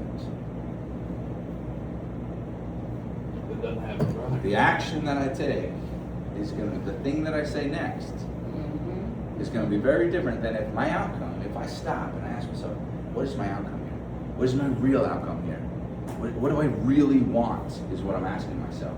What is the result that I'm actually after? What is my outcome here? If it's to understand or to find agreement with my partner, right? Because what do I really want here? I don't actually want to be right. Yeah. I want to resolve this. And hint, if you win, gentlemen, women, you got Still lose. you win this thing, because this isn't true for women as much as it is for men. But men, if you win an argument with your wife, you lost. You lost. did You not lose. win. You're not getting an apology. It's not gonna happen. You're gonna have to apologize. So the point is, if you ask yourself, what is my outcome here? What do I really want? The action that you're going to take is going to change. So you got to get real good at defining what my outcome is, right? That's defining where am I going here. It's knowing what success really looks like to you, right? So what's my outcome here? You get in the habit of asking yourself this on a regular basis. You're going to find yourself winning in life a lot more. Now, how does this apply to me professionally, right? We used a great example of an argument, but every day you're going to wake up and you're going to go to work. And you're going to say to yourself, what is my outcome here? What are your outcomes? What are the results that you're after? What do most people do? They make a to-do list for the day, right? This is what we were talking about, right? To do. Right? And you can come up with a whole list of things that you got to do. Now, if you apply the Pareto principle to your list, let's say you have a list of 20 things, and you say to myself, and I say to myself, I say, hey, what is my outcome here? Meaning today, what do I really want to result? What do I want to get? I want A, B, maybe C. Okay, well, this one goes here. This one would contribute here. This one will contribute here, right? These three are all related to this one. These two, this one, these two go here. You see how I'm prioritizing my day around my results now? So now I've got 3 things I could do here. I've got what, 5, 6 things in here. I've got 3 in here, right? Now I can apply Pareto's principle very simply. But which one of these do I focus on first? Well, how many appointments do you have? It's appointment number 1, appointment number 2, and appointment number 3. Which one are you going to focus on first? First one. Right? You follow me? Right? Professionally, you're going to have to do this every day. So what does happen here? What do I really want? Why do I want it? What's the action going to take? So if you know what your professional goals are, if you know what your outcomes are, if you focus yourself, you're going to become an unstoppable force. You're going to become something that you never knew you could do. But if you think of it as the things that I have to do, the 10 steps, the 15 commitments, overwhelming. So that's what it means to internalize the process. Right? To realize, okay, I have an objective here. My outcome at every step is why this is so brilliant. They've laid it out for you. You know exactly, this is what you're doing with your customer every single step. Can you see that? Does that make sense? Is that clear at all? Yeah? You don't have to say yeah. It makes sense. It makes sense. Yeah, it's crazy. You're literally success mapping your people. Now, forget that for a moment, because you have the process. You've already got that. You've already got the who. But that's just a connection you can make to go, oh man. So that when you're in an argument, when you're in a house, and somebody says something that upsets you, you can get reactive Or responsive. if you choose to, or responsive. If you ask yourselves, what is my outcome here? You can also, like, it cannot phase you too if you're just focused on your outcomes. Yeah. So I don't have to be right. I don't have to get him to see it my way. I need to understand where he's coming from. Because here's what's going to happen. You're going to get in a situation where you've got somebody combative with you, and if you're trying to get them to move along the sale, to move along the process, which is what the objective of most salespeople is, right? To get you to the next step. If that's your outcome, to get somebody to the next step, guess what you're going to do? You take a very different action. And what if you wanted to understand where they were coming from? What if somebody says, no, this is important to me because of X, Y, and Z? And you said, Mr. Customer, and you're in the inspection, you say, Mr. Customer, it sounds to me, what does it sound like? Label. It sounds to me like you've been taken advantage of in the past. Yeah, you know what? That's what happened. That's why I brought that up. I was like, the solar people, they screwed me over, and I got this. Yeah, that's why. That's the biggest reason why people won't move forward is because they've had a bad taste. They've been burned. They've been burned. Yeah. Mr. Customer, it sounds like you don't trust me. Yeah, but I don't know you. And last time, now they're going to tell you their motivational frame. Because I'm seeking to understand. So if I want to understand, now when I say, okay, let me just make sure I'm hearing you correctly. It sounds like when I talk about the mold, it feels like I'm pressuring you to do something right now. And the last thing I want to do is make you feel pressure to do anything. I'm here to give you a quote that's good for a year. That's all. Part of my job as a design consultant is to make sure you understand there are problems that you know you have. There are problems that you don't know you have. It's like Bruce Lee. And there are problems that if you don't do anything about this, you're going to have them in the future.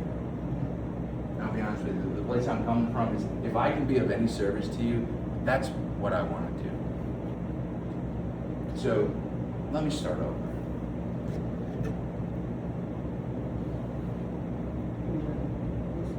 He's going to go, whoa. okay? And I say, okay, so this, and this is what's important to you, right? And he's gonna say, yeah, that's right. So now we're in rapport. Why? Because he feels understood. He is seen, and he knows it. That doesn't come from playing a trick to try to move him along to the next step. What was my outcome? What was the outcome? Huh? To understand them, to connect with this person, to solve a problem, to express my love through my service of my I job. actually love the guy. Yeah. I love the guy, Yeah. right? So that's why I come from that place. It's not a psychological mumbo jumbo, right? That's good. And this, you speak on that, the slides with the YouTube, the label and mirroring video. That was really good in understanding me. So what it sounds like, feels like, looks like. It sounds like, seems like. Seems like something, yeah. That video was really good in helping me understand that on the inspection side too. Yeah. Yeah. So Chris Voss is no, he wasn't the one in the video. He wasn't. I think he was in the video for a moment. But Chris Voss wrote the book. It's like Bruce Lee, be water. You know what I mean? Like they're coming at you. You're like, let me take you. Like let's use your momentum and let's go somewhere with it. Because they're coming at you with emotion, right? At least they're feeling. You know what I mean? So you can take that and turn it like. If you've got an emotional person in front of you, celebrate, clap your hands. You will make a sale. Right. Yeah. Right. If you have an emotional person, you have a sale. You know the hardest person to sell? Emotional. Psychopath? The one who is disconnected emotionally. Psychopaths. I mean, that's true. That's what it is. Yeah. Right? Disconnected. Someone with zero emotion, is it possible to sell? So Chris Voss wrote the book. Never Split the Difference. Yeah. Negotiating as though your life depends on it. Now it does. Right? Your livelihood depends on it. And that's where Mirrors and Labels come out of. Right? That book is fantastic. One more time, book. What was that? Never Split the Never Difference. Split the Yeah, that's the name. The subtitle is Negotiating as though your life depends on it. After last night, my list is up to 7 books. For sure. It's a good list to have. And I promise I'll help you grow that list. Please. Me too. I'm gonna need that. Yeah, absolutely. If somebody took 10 years to put their experience and wisdom into a book, and you can read that book in a week, you can get 10 years of wisdom and experience in a week. It's a great way of looking at it. I never thought about it like that. Yeah, it's you can transform your life. That's how I got here.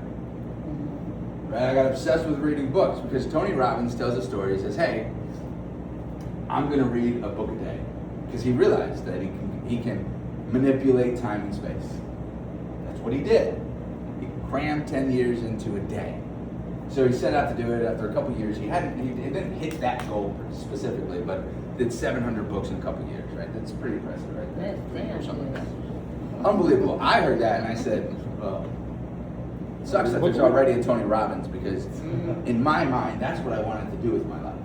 And I was like, yeah, but there's already a Tony Robbins. I can't be a Tony Robbins. Well, fortunately, through all the books and all the personal development, I realized I don't have to be Tony Robbins. I can be Stephen Dacko. That's right. It's the best one. Right.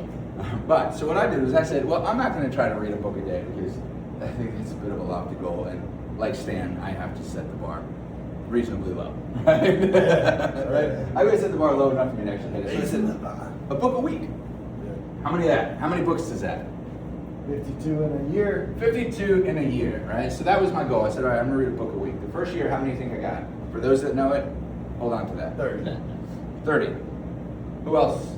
First year? 50. Huh? 7. 50? Maybe 10. 10? One more guess?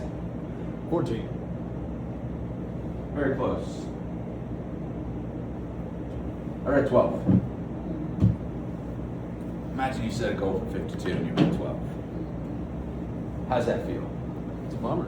How many did you read? After you read You those had books, zero. it didn't It matter. depends how many you read the year before. If you read 0 the year before, I read 12 more books than I did the year before. Right. So I said, hell yeah. Right. Winner, chicken dinner. Winner, chicken dinner. So then I Right. said, okay, year 2. How do I adjust my goal? Beat it. Gotta do better than year 1, so. I don't. The goal No, says I said six. 2 is the goal. 52 is the goal. That was just the result. Hey, This is for my 100 commitment to course. myself. We're gonna do it again. Yeah. How many did I get? 30. 25, I heard 30, 23. 23, 13. 13, Yeah, you read one more book. 40. 40. Who's the closest? Ooh, that's a tough one. It's not Price is Right, so you can't go over. 36. I missed. Yeah, you read 3 times more than you did the year But I before. tripled Right. the year before. Right. So that to me was a win. Right. I am headed in the right direction. Year 3. Is that okay? You see the pattern? The goal is 52. That's the commitment I made to myself. 65. 65. 56. 56. Year 3, I think you really challenged yourself. I know it's 72. 72. 2 more guesses. 59. 49. 59 and 49 is what I heard. Who's the closest? Nice. Wow. Read 2 books a week. I read 2 books a week in the 3rd year. I doubled my goal come year 3. You got faster at understanding what you were reading and you were putting pieces together from other different books. I went and I found somebody to teach me how to speed read. What? I said, wait a minute. If somebody else can do it, I can do it. If somebody else knows how to do it, I can do it. Who teaches speed reading? I found a speed read teacher online. Very simple course. Tim Ferriss actually taught it. And I said, learn how to speed read. Now it's hard to learn how to speed read. Especially if you're like me and you like to read it over and over and over again and say the same words again and again. That's how I Get am. halfway through a paragraph and realize I don't even remember what the hell I just read. I have to go back Yeah. now. Right? But I took the course. And guess what? You have to practice. Just like we're doing here. Right? You gotta put a lot of work in. In the beginning, it's slow. By the end, it's glorious. Now, I At what point in that process did you take the course to speed read? That's a good question. I don't exactly remember. It was somewhere after this, so it had to be. And it was probably during this year. To be honest with you, I'd have to go back and see if I can even figure that out. That's a good question. But that is a great question. And I've never asked myself that. Like, But were okay. you able to recall and understand what you're That's reading? part of the speed reading training is you have to be able to. So part of the exercise is you speed read. Comprehension, yeah. Yep, you speed read, and then you have to be able to summarize what you read. You have to be able to head it accurately. Right? And so content retention is part of the speed reading course. It's not about just looking at the pages, because anybody can Burning speed through a read. book, yeah. Right? We've all seen the phenomenon. I hope. Never seen the I don't know what phenomenon? that is. John Travolta? Yeah. That's great. Phenomenon. Did you guys just age yourselves? Look, Colin was like, Colin Hale was like. Wow. They're not that much older than that. I know, but they're Yeah, the same just age. wait there, you They're the whippersnapper. same age though. That's all I was saying. We just dated ourselves. That's all right. All right, so we're gonna go through. So that's the meat and potatoes. We got a couple more things. If you want to see this, this is some fun stuff. This is actual psychological tricks that you can play on yourself. Okay. So if you were in the conversation earlier that we had in here, a couple of us had. What is that, Soj? I don't think anybody was. No, I think Stefan and I were, and one other person. Keep it to yourself if you've heard this. But it's a value to the people who haven't heard it yet. Okay. Let me ask you a question. When it comes to performance, goal setting in a professional and personal environment, there is a level of execution that is at the lowest. What might you call that? Not. I love this. Can you say it again? Because I was writing. I'm sorry. That's my. Yep. No, you're okay. Here's the question. There is a level of execution, both personally and professionally, right, in life, that is the lowest level of execution that you can perform at. What would you call that? Failure? The bare minimum, doing nothing. Yeah, if you're doing the bare minimum, what might you call that? Baseline. Low bar? What kind of performance? Piss poor. Poor. Poor, yeah, poor, yeah. Yes, poor. So, some people choose to operate at this level called poor Because it's comfortable. for whatever reason. Yeah. But let me ask you this: if I don't know. you live your life at a level called poor, what kind of rewards do you get? Poor Poor ones. reward? Poor, right? Mm-hmm. That's what I used to think. But if you do a poor job at work, what's going to happen? You're gonna get fired. Poor gets you no rewards. If you do a poor job in your relationship, what's going to happen? You get No really relationship. ugly. Right? Hit the bricks. So baby. that poor is way down here, right? Poor is the level that none of us in this room are going to play at. We wouldn't be here. Hell. Clearly, Right. you don't put in as much work as we have in a week. If you're willing to play at poor, we wouldn't have gotten hired. We wouldn't have got past the interview. Probably wouldn't even got the phone call to get connected, right? We all agree? All right. So poor is way down here. There's a next level that is a huge jump up to here. Fair. Fair. What else would you call it? Average. Decent. Average, decent, good. Good. Good. Good. So if you do a good job, what kind of rewards do you get? Poor. Sometimes not. Poor. Poor. Wow. Right? Because think about it. How many times you talk to someone who says, man, dude, I don't understand. I was a good dad. I want my kids to talk to me. I was a good dad. Why is my kid hooked on drugs? Man, I'm a good employee. Why are they laying me off? Yeah. So you do a good job, you get poor rewards. Now, none of us are performing at poor. We're not willing to. None of us want to be at this level good. The rest of us, we're all overachievers here, right? You wouldn't be We here. wouldn't be if we here. weren't. You You wouldn't wouldn't be be in Yeah. in this room. You would right have now. left already. So the huge jump up to the next level is a level called Excellent. excellence. Okay? When you do an excellent job, what kind of rewards do you get? Good. And it really pisses you off.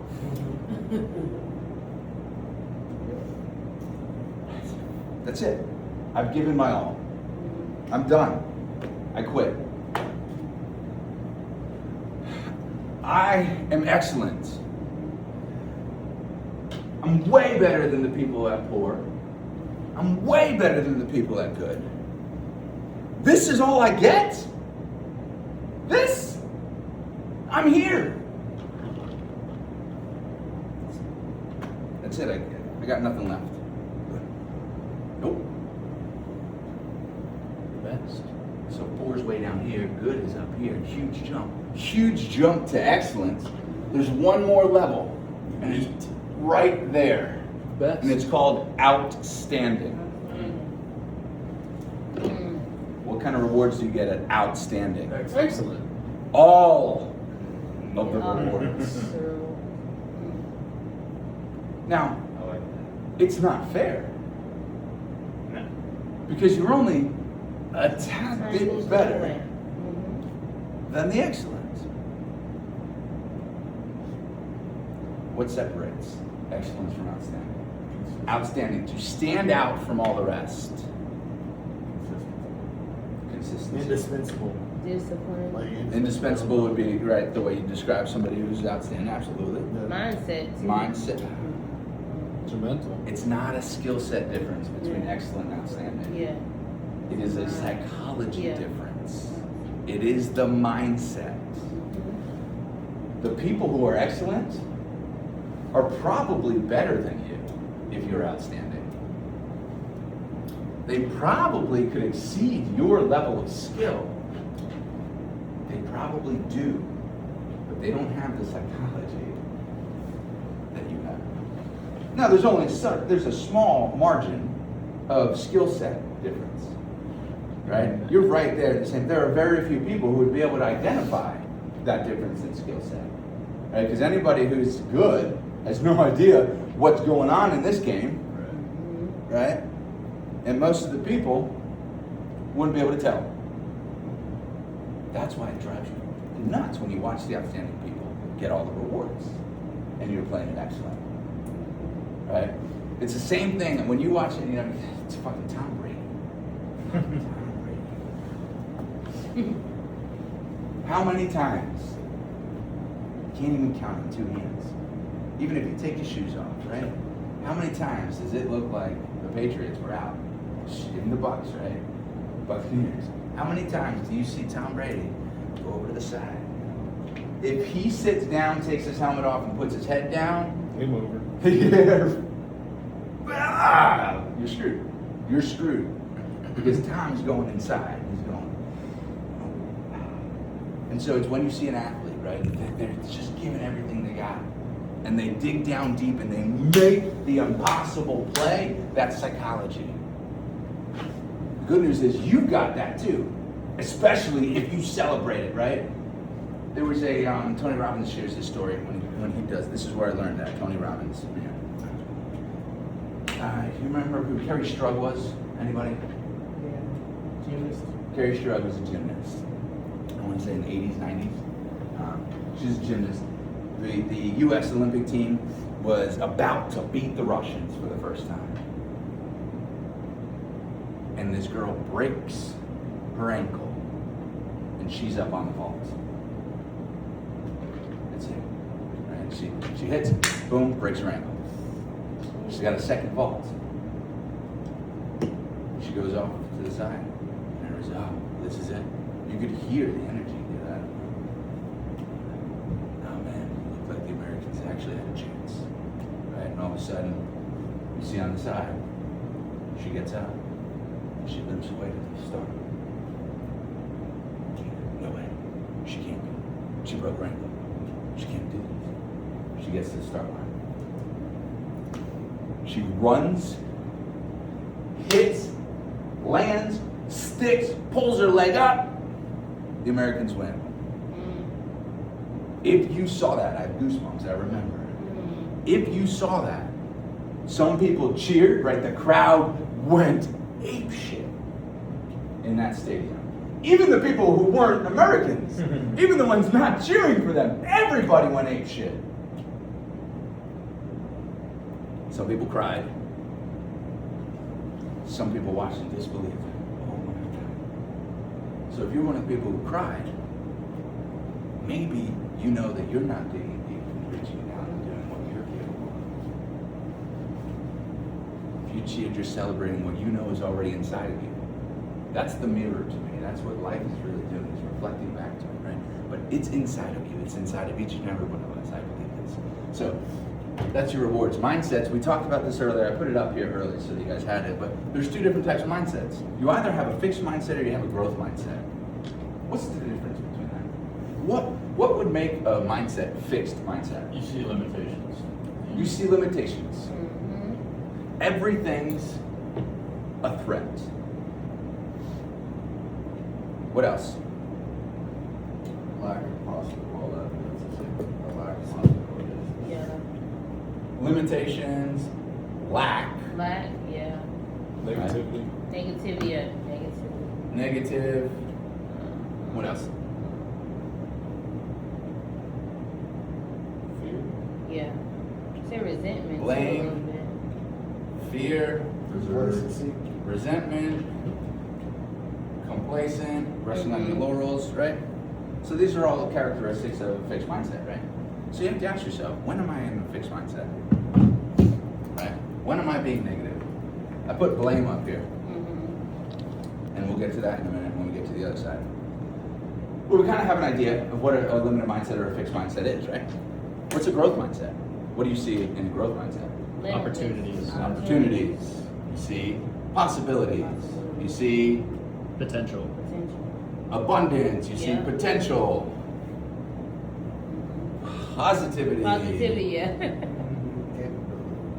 Capability. Greatness, right? We know what a growth mindset looks like, feels like too, right?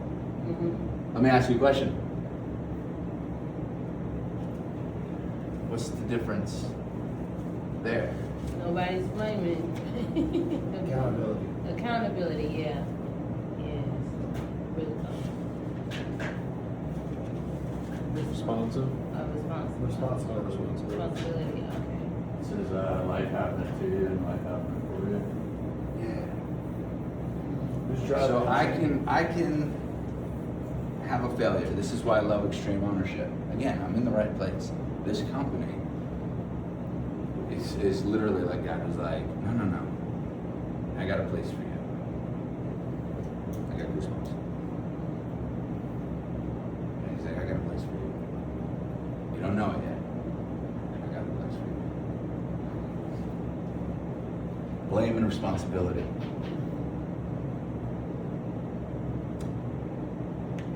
Blame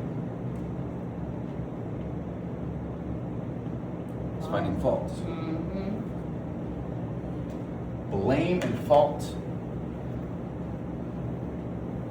Look where? Inside. Outside. Or outside. Outside. Yeah. Responsibility looks inside. Yeah. So it's- Where else does it look? Outside and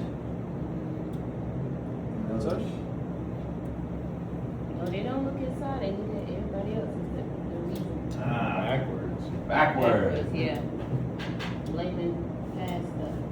Into the past. What does responsibility, where does responsibility look? Inward. Inside.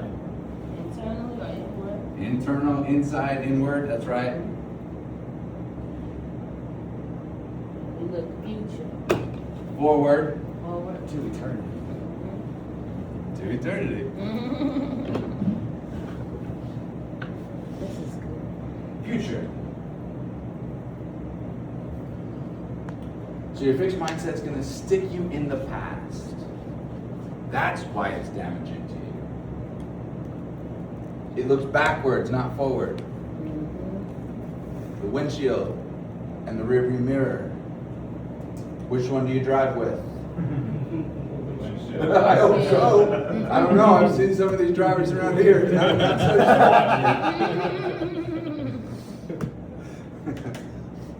You get stuck in the past where you can create a future. You ever been on a boat? Yeah.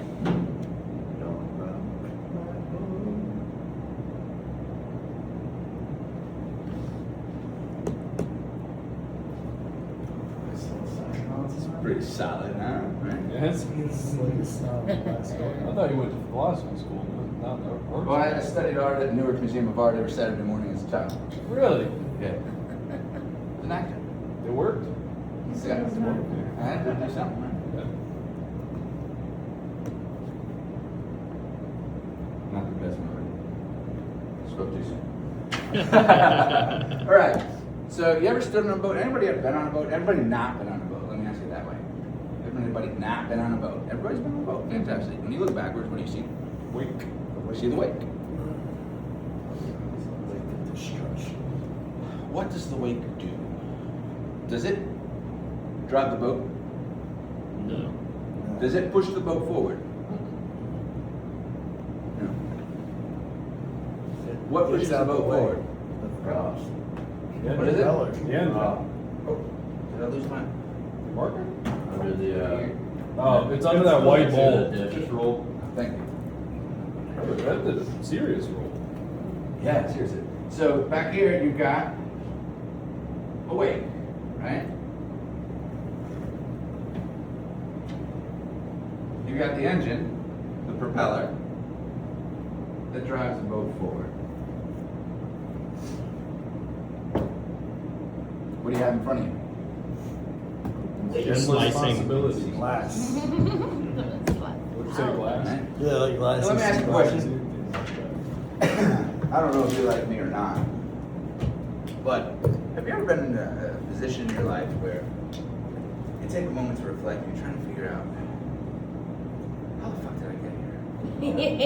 Yeah. What the hell happened? And you look backward and you're like, that's what happened. I'm here because of my past. Have you ever thought that? Yeah. Do you think you're right? No. Why? I'm here because I got myself. Because your soul's at the seat of the decisions that you make. So it's you. That is you. You're here. You Yeah, but didn't change. you do everything that's in your past? You're here because you can't let go. You're here because you can't let go. That's true. So when we stand on the boat, look at our lives, and we say, I'm here because of everything that happened to me. I'm here because of the wait. Your future's gonna look just like your past. When you realize that everything you didn't do it in the past. It all takes place right here, which is the present. The only thing that I do is what I'm doing. Right? Remember I said, what's the most important moment? Now. What's the most important step? The one you're on. The one you're on. Right? Yeah. That's what that means. If you want your future to look different, what you do right now has to change. And what you do is, and we talked about all the OPA and all the actions and all the motivations and the mindset, the psychology. If you want to be outstanding, you want to get to that level, this is how you do it. Identify yourself as an outstanding and you become outstanding. What is the value that we relate to this at the company? That we relate to what? Getting better every day. Getting better every day. It doesn't say sometimes. It says every day, and every day means. Every day. Every day. single. So,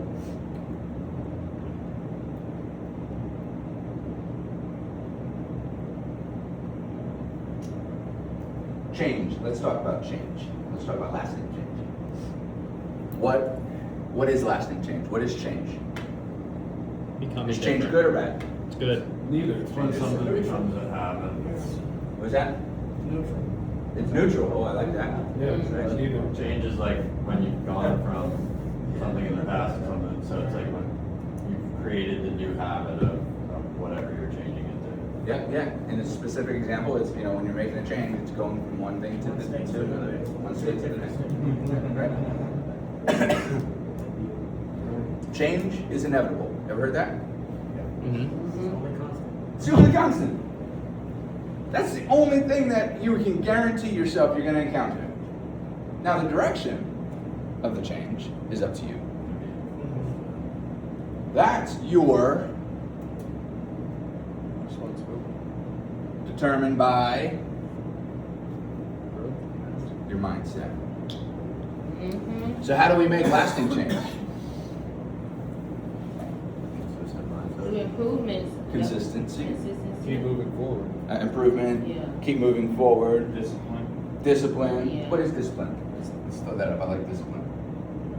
What is discipline? We say that word, but what does it really mean? The act Consistent. of doing what you said you were gonna do over and over and over. and over. Yeah. It's just an act of applying doing yourself or things you said executing you at a were level gonna that do. you're doing. When the feeling was Okay. there, versus when the feeling's not there, still doing that Like thing. motivation's like doing it when you like feel good about it. Great. Discipline's doing it like When you no don't. matter what. Yeah. I like that. Even when the feelings come, you still do it.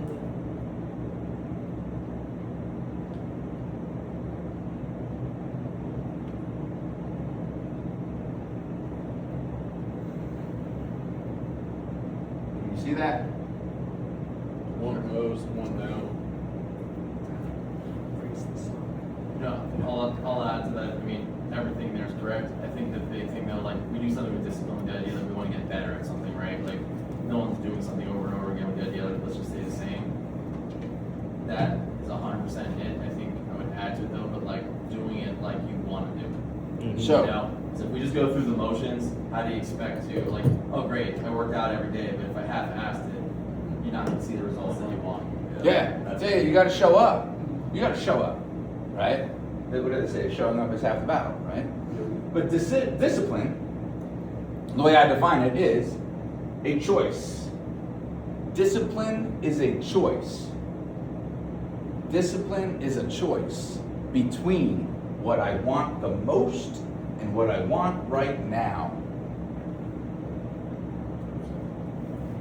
So why is goal setting so important? Why is having clarity about what you want? Wait a minute, let's go back here. Because if you don't know what you want most, then you're just going to choose what you want right now all the time. If you don't get clarity on what you want the most, when those now wants creep up, you're going to sacrifice who you can be to who you are right now. I told you guys, I shared my why with you guys for this reason. Because my why has evolved into who I most want to be. My why has evolved into who I am. There's a man with me all the time. Have you guys seen him at all? He's standing up here with me right now. He sits at every table I sit at. In every room. He's been in every class we've been in. Person you want to be. The man that gives my eulogy, the man that I am when I die, is standing with me at all times. He walks with me. He talks to me. I talk to him. I check in and I ask him questions. I encourage you to do the same thing. Figure out who that is. Because I briefly heard you talk about the eulogy That's exercise, good. but okay. What I was gonna say is, okay, I'll let you. No, do it, no. I was gonna say is like the eulogy man, like the same as like 6-year-old boy version of you. Is that like similar like perspective? It's an interesting way of looking at it. Quite, There's a country song, 7 and 70. right? It is the guy who is no longer, right? It is that child. And that, there is, I don't think I ever looked at it that way. So the fact that you said that, thank you. That's what I was like, go ahead, say it. You got something to say. Yeah, I see this, right? So that boy, that knew who I could become, knew better than I myself know, is probably the same person. There's a through line there. Never thought of that. Thank you. So, what do I want most? Who do I want to be? Eulogy. Here's the exercise. Do this. I promise it'll change your life. So the exercise is you go out into the future, your 100th birthday. You pass away. You get to give your eulogy.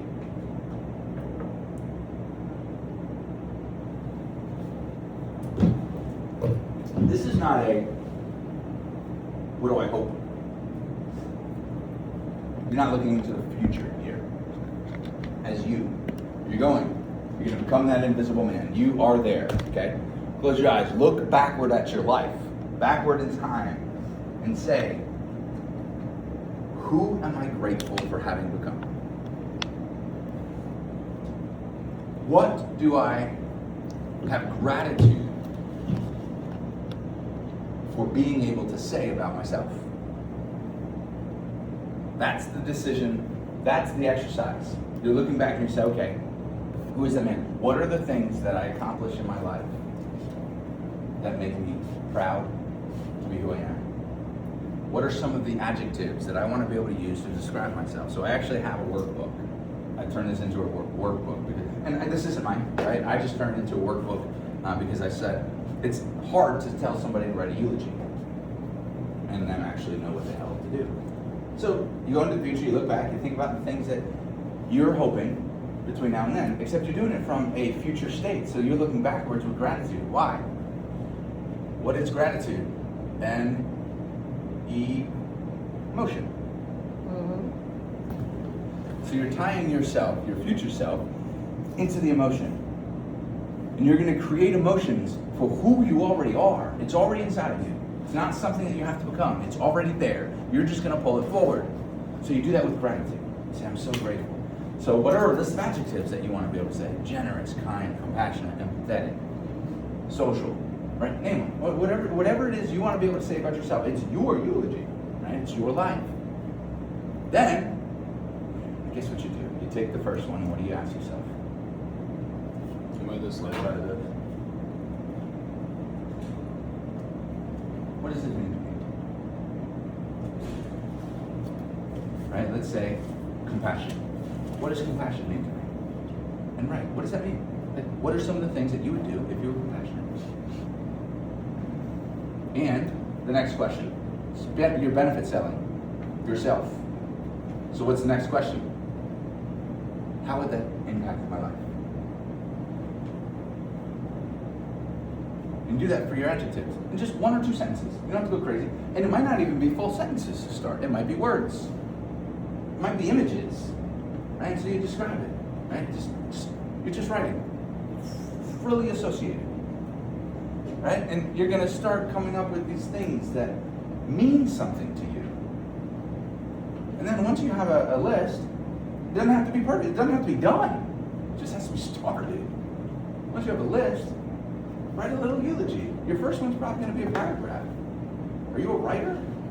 You don't have to write freaking War and Peace. You don't have to write Crime and Punishment. Right? You're just going to write something. Because once you get started, you can go back and iterate over time. And you're going to develop, hopefully, right? This, what are we doing here? Personal development, right? It's a process, right? It's a growth process, right? So don't judge yourself. You are where you are. Where am I? That's where you are.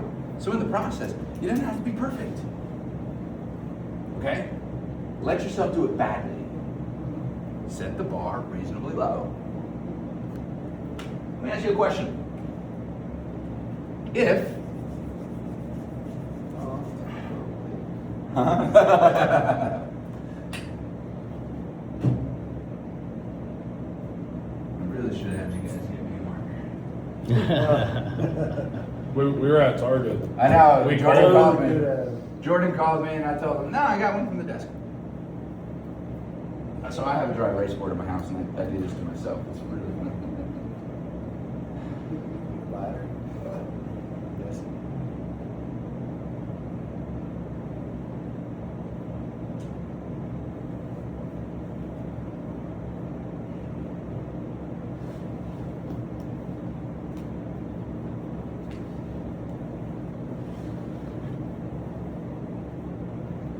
Falling off the ladder. Which one you going up? You're in a race.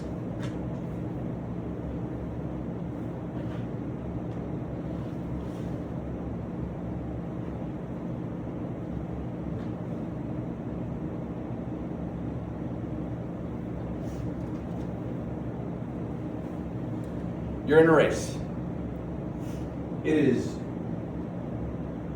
you versus you. Which you do you want to be? The one on the right. The one on the right. Why? Because small steps make a big difference. Yeah, but this guy can get here in one leap. Can he? Yeah. Can I don't think so. If you're on a ladder and your next target is Out of reach. he? 3 sides, 3 times. Yeah. Yeah. I want this ladder, Yeah. right? I want to know the next target. If I want to hit, hypothetically, $628,000 in gross commission income next year, Hypothetically. Mm-hmm. 。 hypothetically,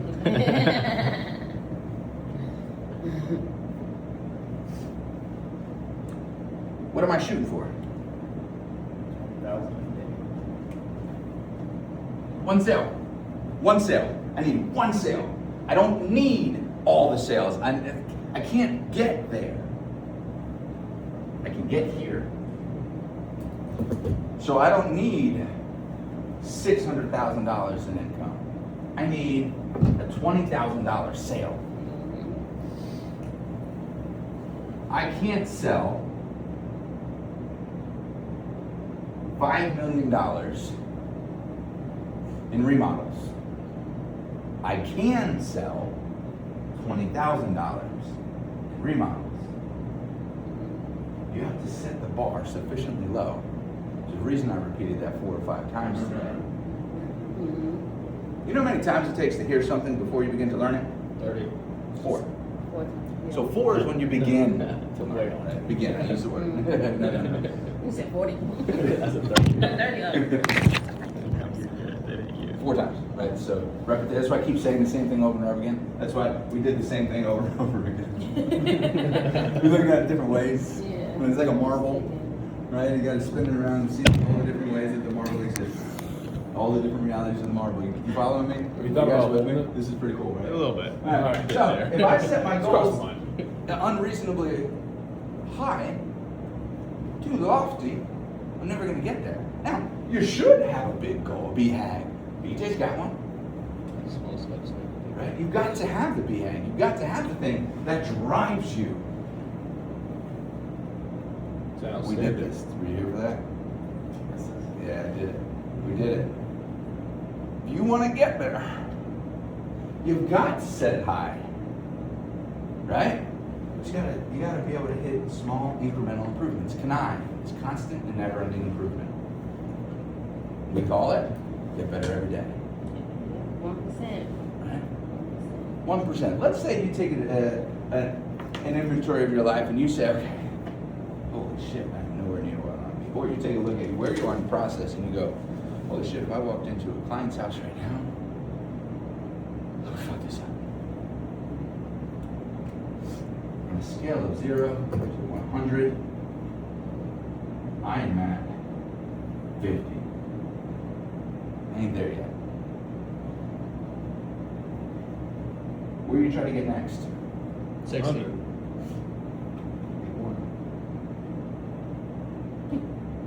50.5. Just gotta get a little better. Just gotta tighten up that transition. That's where you gotta go. Just gotta tighten up that commitment.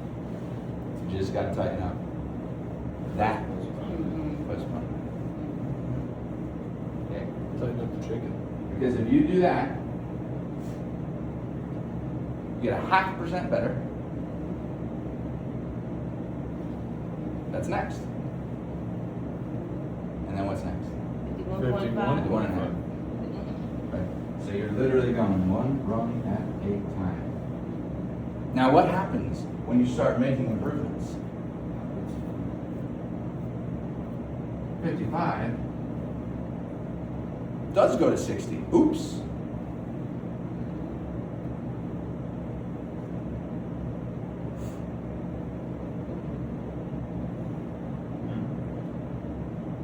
$12 the first year I set my goal. 36 the second year. And then the third year I hit twice the goal. Okay, so that's called compounding. If you want to read a great book by, is it Michael Hardy? Compound Effect.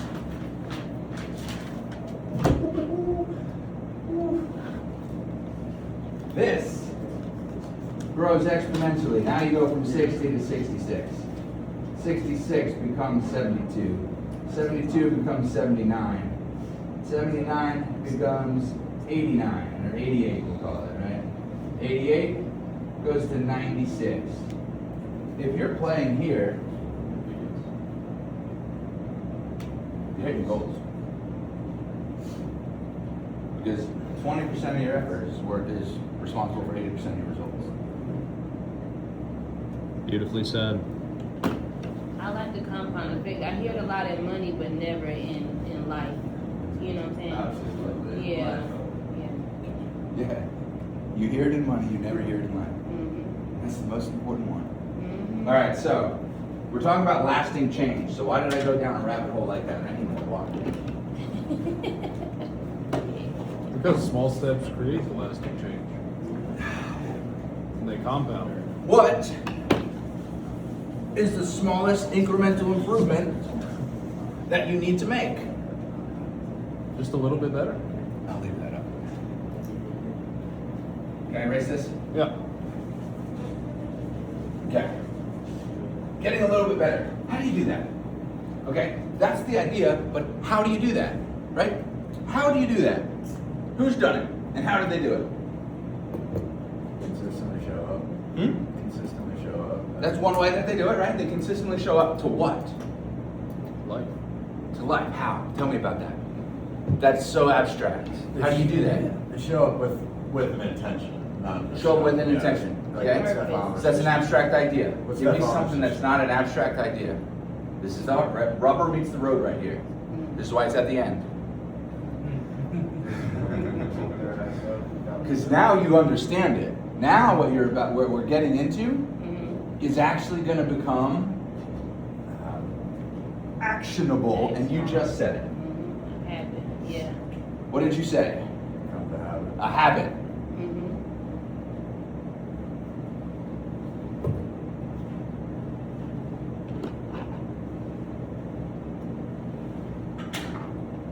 What's a good habit that you have?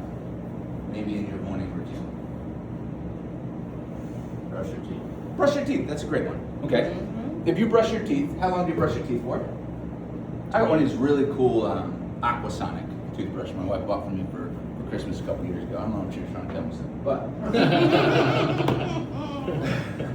have you ever seen these? They vibrate. Yeah, they're cool. You push the button, it vibrates. 30 seconds. There's a pause. 30 seconds, right? So you go to the top, front, right? 30 seconds. The bottom. Pause. It does it again for 2 minutes. You're supposed to brush your teeth for 2 minutes. I think before I had this toothbrush, I never brushed my teeth for 2 minutes. I don't think it was every single time, because the first time I was brushing my teeth, I was like, 30 seconds? It's like when you're holding a plank. Maybe she was trying to tell me something. Maybe so. So, good habit, brush your teeth. All right, so you brush your teeth one time for 2 minutes. What does that do? Makes your breath smell good. Absolutely nothing. Absolutely nothing. If you brush your teeth one time for 2 minutes, Oh, okay. it Well, does that's 2 minutes. Okay, absolutely nothing. yeah. Okay, yeah. But you can't brush your teeth 2 times. You can't. Nope. That's not building the same habit. That would be a different habit if you did it twice. You can only do the thing you're doing. The second time is one time for 2 minutes. The next time is one time for 2 minutes. The next time is one time for 2 minutes. The next time is one time for 2 minutes. The next time, that's what you're talking about. That's the abstract idea. The showing up is doing the small habit. The things you do, so you brush your teeth for 2 minutes. How many minutes are in a day? 40, I think it's like, 12, do math. 40, I want to say it's 1,000. 8,006. I think it's What is it? 8,000. 1,400. 1,440, is that right? Okay, 1,440 minutes in a day. Seconds is like 8,600 seconds, right? Yeah. So, for 2 minutes out of 1,440, you brush your teeth. So, how many minutes are you not brushing your teeth? Let's say it's 4 minutes, because technically you should do 92, but I'm bad about that. I do it in the morning. Is it right there? How to do it? Terrible. Huh? 1,436. Yeah. So there's 1,436 minutes that you're not brushing your teeth. Okay? That's a lot. But the consistency, showing up and doing the habit, every day, because every day means Every day. every day. So when you show up at your best every day, you have to do it Every day. every day. The things you do every day are your life. Mm-hmm. The things you do every day make up your life. The things you show up and do one time is an event. It's the things you do every day that make up your life. Who are you? What are your habits? Ask yourself, what are the micro habits that I need? Right? You break your routines down to a micro routine. That's what we're doing in this course, in this training. We're literally breaking every step down to a micro routine. The step has a step. What does step 8 have? How many steps are in step 8? Well, if you're 9. doing all the steps of the pre-close. 9 steps of the pre-close. Right? But there's 4 steps of the pre-close before you get to the 9th step. Oh yeah. So now you're getting it, right? That's a routine, that's a habit. That has a micro routine. The micro routine has a micro routine.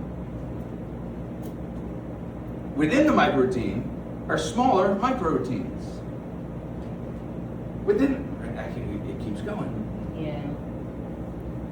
You know, it comes to the best place to come from. I feel like is gratitude.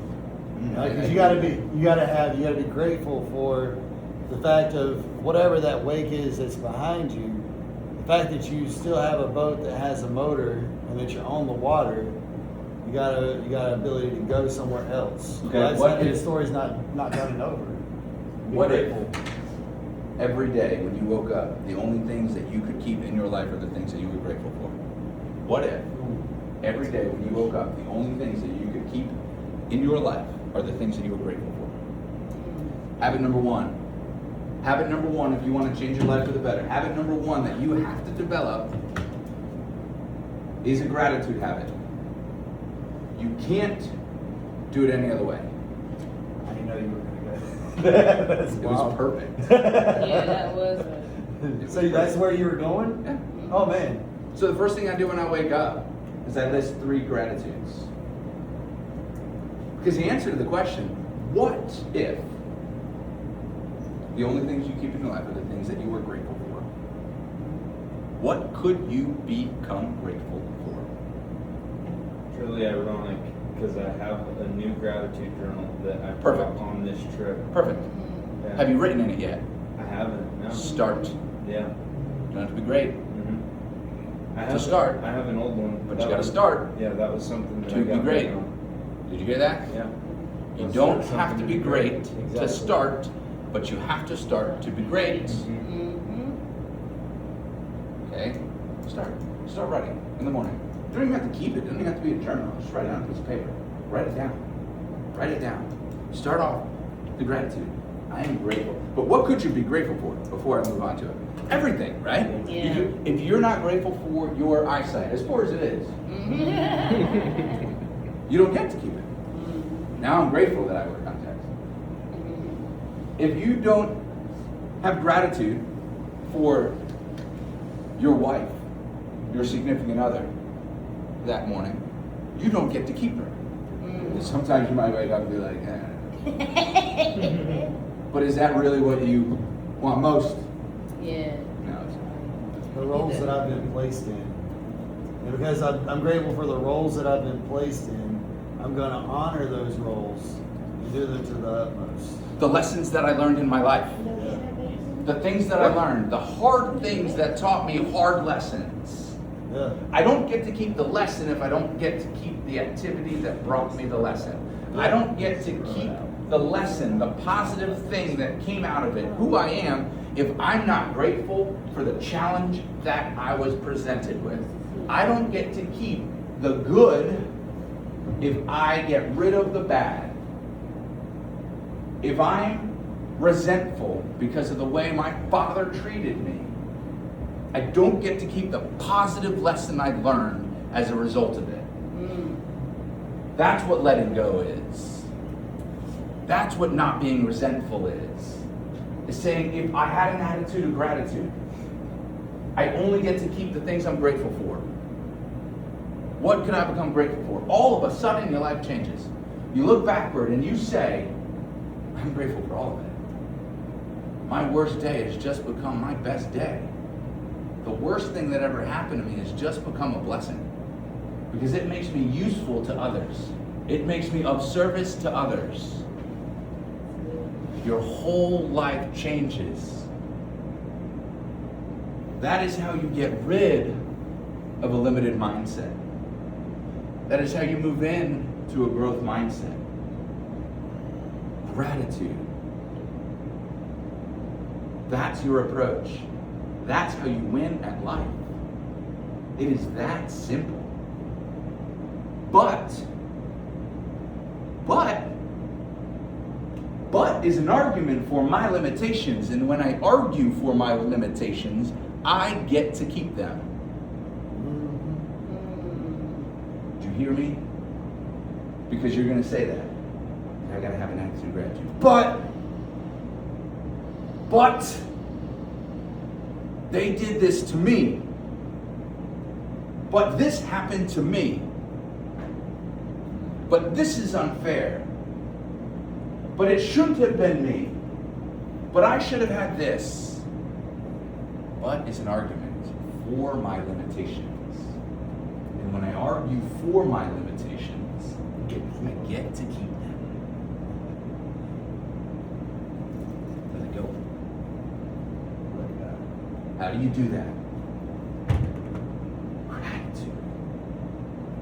That's the secret of life, man. All right, so that's the first habit you need to develop. Is forgiveness the second one? No. But That's it. gratitude will lead you to forgiveness. Absolutely. That's an ancillary benefit to gratitude, right? So let's talk about habits here. Now, the reason I'm only putting one habit, why would I put only one habit? That's what I have. It's every other habit.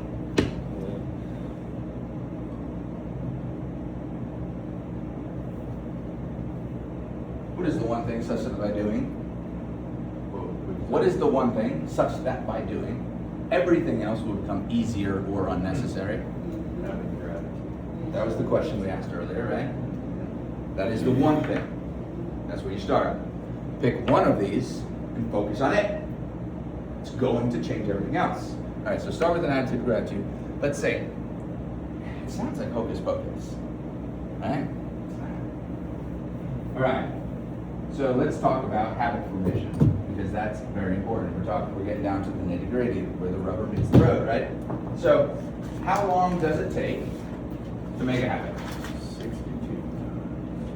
62. What else? Who else has a guess?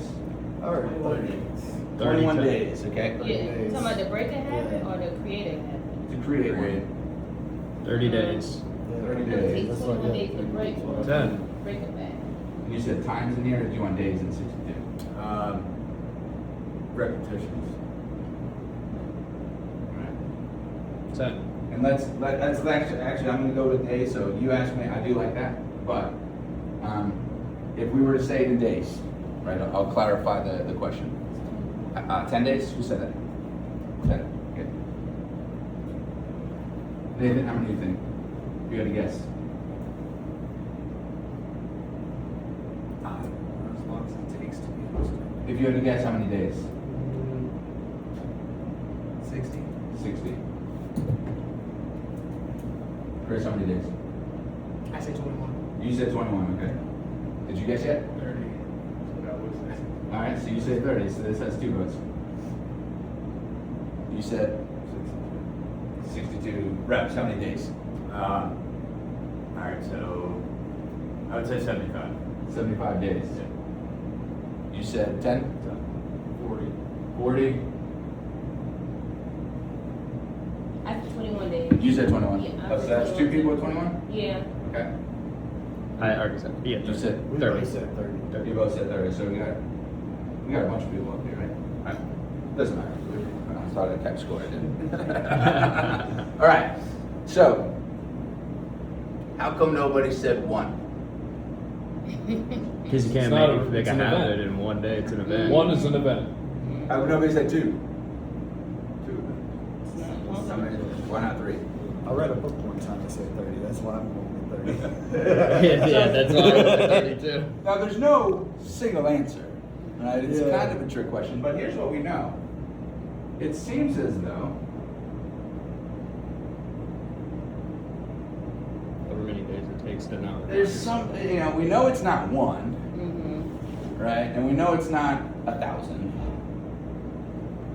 But we're not quite sure where it falls in the middle, right? It's the same thing as if you have a buddy who goes away on vacation. Let's say he takes a trip up to New York. He meets a girl, and he comes home, says, oh my God, I just had the best week-long trip to New York. I met this chick. She's the best thing I ever met. She's unbelievable. We got married. Good for you, buddy.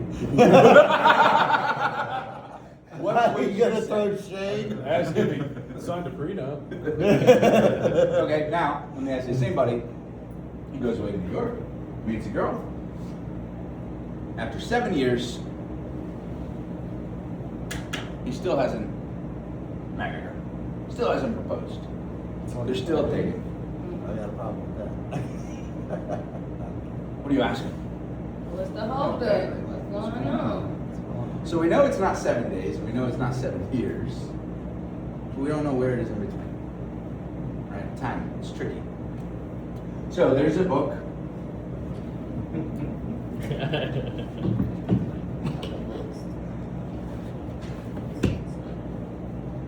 The 5 a.m. Club. Ooh, that's a process for me. At 5 a.m. baby, look. There's a book by Robin Sharma, S-H-A-R-M-A, called The 5 a.m. Club. And in that book, he says that based upon research, there's some sort of consensus around that 66 days, right? For some people, it might be 46. For some people, it might be 96. Depends on the emotional involvement, the commitment, the consistency, right? That's why we can't pin it down.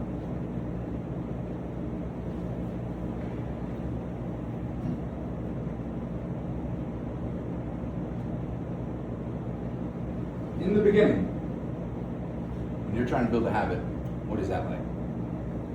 You have to remind yourself to do it. You have to remind yourself. Inconsistencies, you know. Consistency. No, it's Inconsistency, Yeah, It's awkward. Yeah. Right? Don't wanna Try- do it. Think of a habit you try to build. Right? In the beginning, it's hard. Right?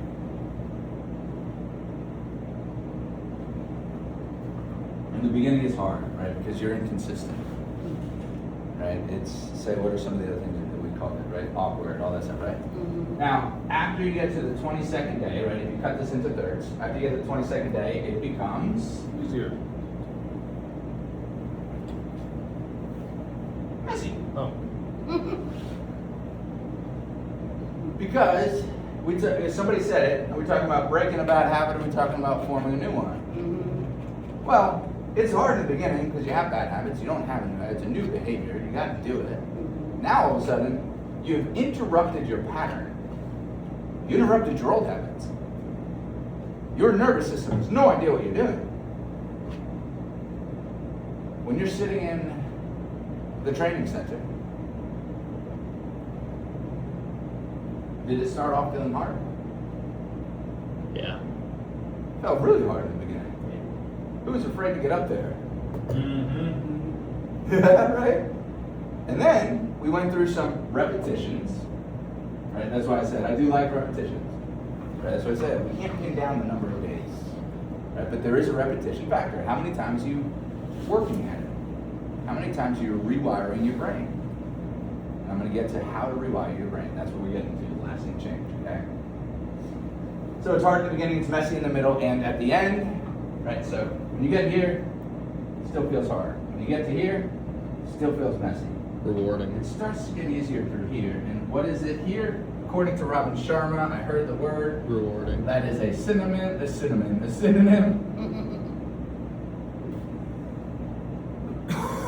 He says it's glorious at the end. Glorious at the end. When you get to the point where you establish a new habit, right? It's hard in the beginning. It is messy in the middle. But the only way to get to glory is what? Struggle. Doing it. Doing it, you gotta go through. Staying in the lane. Mm-hmm. Working toward it. Mm-hmm. How do you push through hard and messy? Having gratitude. The why. Because of your why. Mm-hmm. Your emotions. What is gratitude? An emotion. It's your emotion. It's the one thing. It's the one thing you have to be able to attach. So your why is that important. You're building a micro habit. You have to understand what your emotional motivation is. That's your leverage. The only way lasting change comes. Let me tell you this story. So there's a gentleman who smoked for years. Anybody smoked in here? I quit myself as well. Smoked for years. And people would tell me, like, listen, you know you can quit, you know. You get the passion. He says, I don't want to quit. I don't want to quit. He says, I like it. I don't want to quit. I don't want to quit. I don't want to. I left him alone. His friends finally gave up and said, it's just this one day, his daughter, she was 4. His daughter comes in, he's reading the paper, smoking a cigarette. Obviously, this was years ago. Smoking a cigarette in his house, reading his paper. And his daughter comes up in tears, crying. Daddy, I don't want you to die. He says, what are you talking about? I'm not going to die. What are you talking about? Folds his paper up. He's like, sweetheart, what are you talking about? She points at the cigarette. He says, no, that's not, I'm not going to die. She says, yeah, you are. And I don't want you to die because I wanted you to be there when I got married.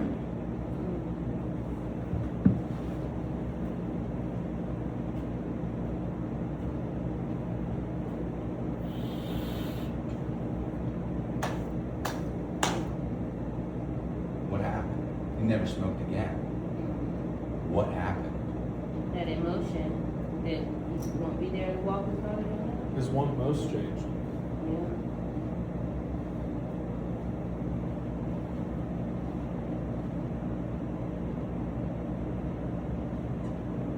You got leverage.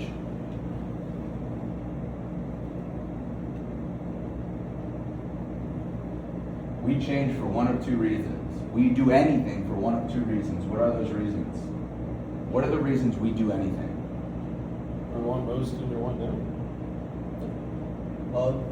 Here. What else? Come on, let's look for this answer. Need to do it. Huh? Need to do it. Need to do it. Okay. What else?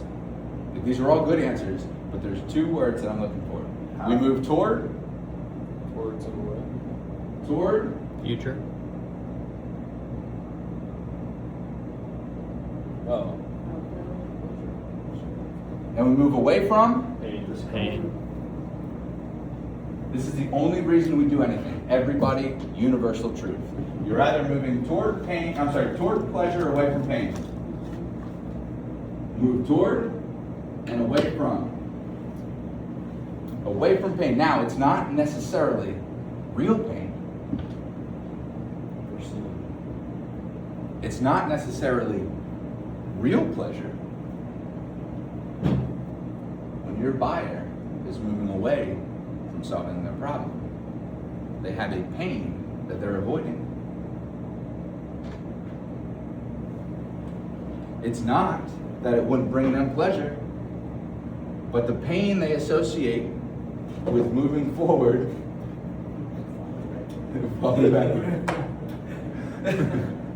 the pain they associate with moving forward is greater than the pleasure they associate with moving forward. Hey Nathan, do you need a crab bar today? Honestly, I might need one. Pain and pleasure is the only reason we do Give me it. food. Okay, so everybody, this is universal truth for it. So how do you get leverage? How do you get leverage? Emotion. emotion. What has to happen with that emotion? That's the resonate. The pain of staying the same has to exceed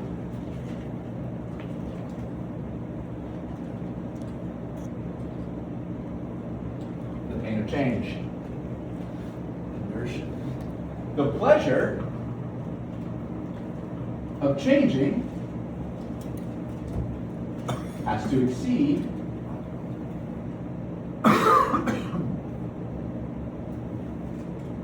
the pleasure of staying the same. This is what the commitments are about.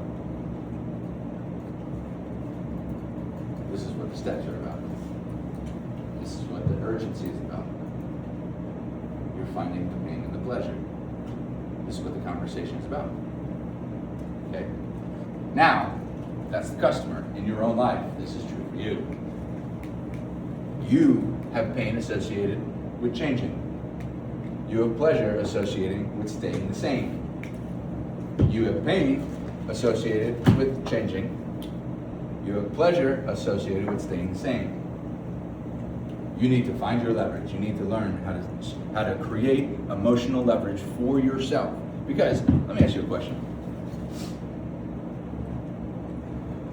What is the most important skill that you can have? Connecting with people. Connecting with people. Connecting with people. What else? Gratitude. Gratitude. What else?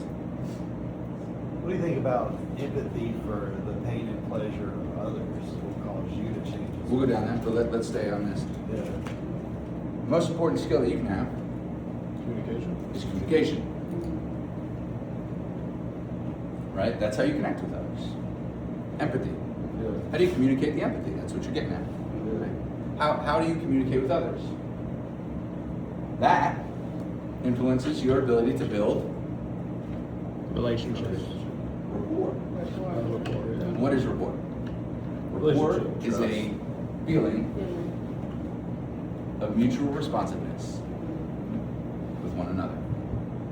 So, if communication is key with other individuals, who do you communicate with the most? Yourself. It's laughable how simple. Like, none of this stuff is like groundbreaking. It's all right there in front of us our whole lives. Right? This is the secret. I call it a secret because it's right in front of us. So, I have TV up here. What does that mean? What do you think TV means? Elevated. It means television. What does it mean in this instance? What you consume. Is that what you're going with? No, but I like it.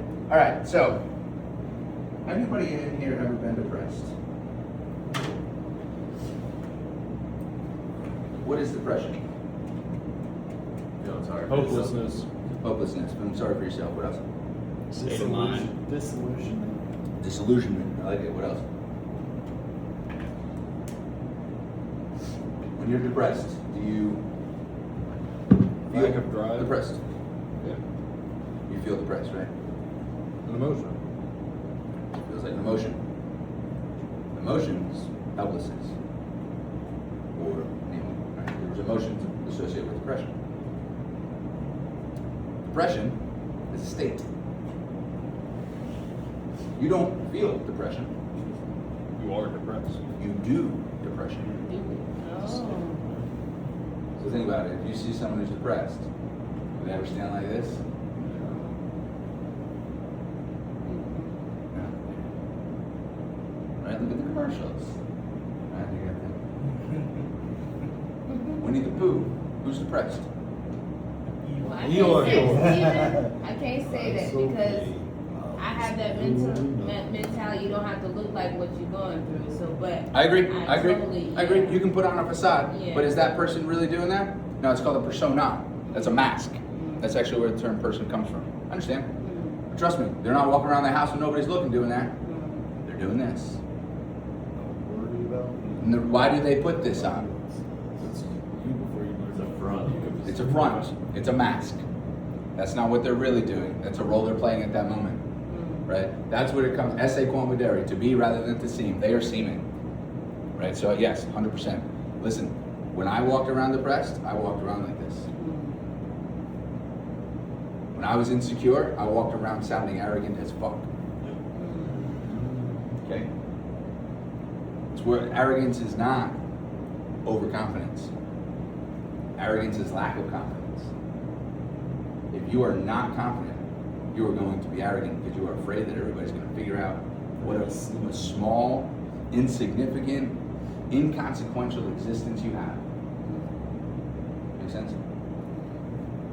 All right, so the triad, when you do any state, an emotional state is what we're getting at here, because the whole game is about state management.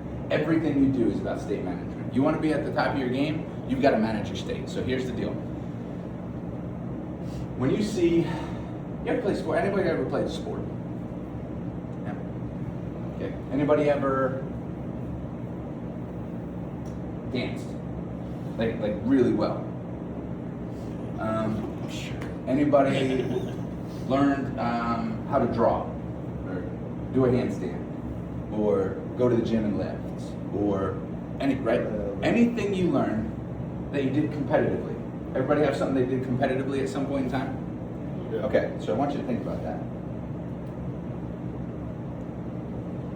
Do you remember a time when you were so good and you won against a solid opponent? Yeah. Think about that. What was that like? Think about it, right? And you don't have to say it out loud, just think about it. I want you to associate to it. I want you to feel what that felt like. All right, so imagine, I don't know if you know who Andre Agassi is. Great tennis player when I was growing up. Yeah, he was a great tennis player. So Andre Agassi, Tony Robbins talks about, he actually coached Andre. Not on tennis. Right. Psychology. So when Andre Agassi came out and beat Pete Sampras, do you think he was thinking about, is my backhand right? Was he thinking about how to do what he was doing? No, He flowed. flow state. He reached a peak state. When you succeeded at whatever you competed at, you didn't think about what it is that you were doing. You just went into a state. Because there's a part of you deep down inside that knows how to do the thing you need to do already. Same thing, you're going to experience this here. We're all going to experience this here. You guys looked at me the other night and said, this guy has got this. I was in flow. I was in peak. I put myself in state. That's all. That's all it was. Because I had practiced that enough. I've been there enough. So when you asked me to benefit sell something, I got that. And I practiced it. It's not something that just came to me, right? I had to practice it. I put the work in. Now when you put the work in, let's say you put the work in. You rehearse, you do all the things you need to do to become the person that you need to be in this role, for example, right here, this week. You've all experienced this. If you haven't, you're an alien. Put the work in, and then right before you go out, you go,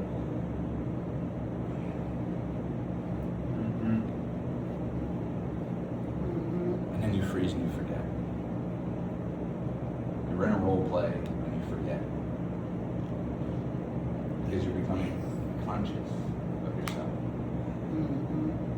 Self-conscious. Right? Okay. There's a singer named Cyndi Lauper who used to have extreme stage fright. Very famous. If you don't know her name, you can look her up. So, she had terrible stage fright. Now I'll tell you, every time I went out on stage, right before I broke that curtain, so to speak, right before I stepped out, everything in my body went, oh, fuck. Right? And then I went, right, that's serious. It's good. Done. I'm playing at a different level. And everything always went great. And when it didn't, we improvised and nobody knew any different. Yeah. Right? Big stage. So Cyndi Lauper, she would get stage fright. She she got stage fright. Her manager called Tony Robbins one time. A lot of this is obviously coming from what? Tony Robbins. So Tony Robbins tells the story, and he says he couldn't go and help her, but he heard the story from her manager later. And he also met Bruce Springsteen one day, and he met Bruce Springsteen, and he tells the story first. So Bruce Springsteen is also a musician and performer. So Bruce, when Tony met him, he said, hey, he said, what's it like? What's it like when you go out there and you perform? What's it feel like? He goes, oh man, it's like every time it's the same. He says, you know, my heart starts to race. He's like, my arms start to tingle. Start to breathe heavy. My hands start to sweat. Everything tightens up. And I know that I am ready. Cyndi Lauper, on the other hand, we went to coach her and he said, so what happens? What is it like when you get stage fright? She said, it's the same thing every time. My heart starts to race. My breathing picks up. My arms tingle. My hands start to sweat. And that's when I know I'm having a panic attack. What you choose to do with it.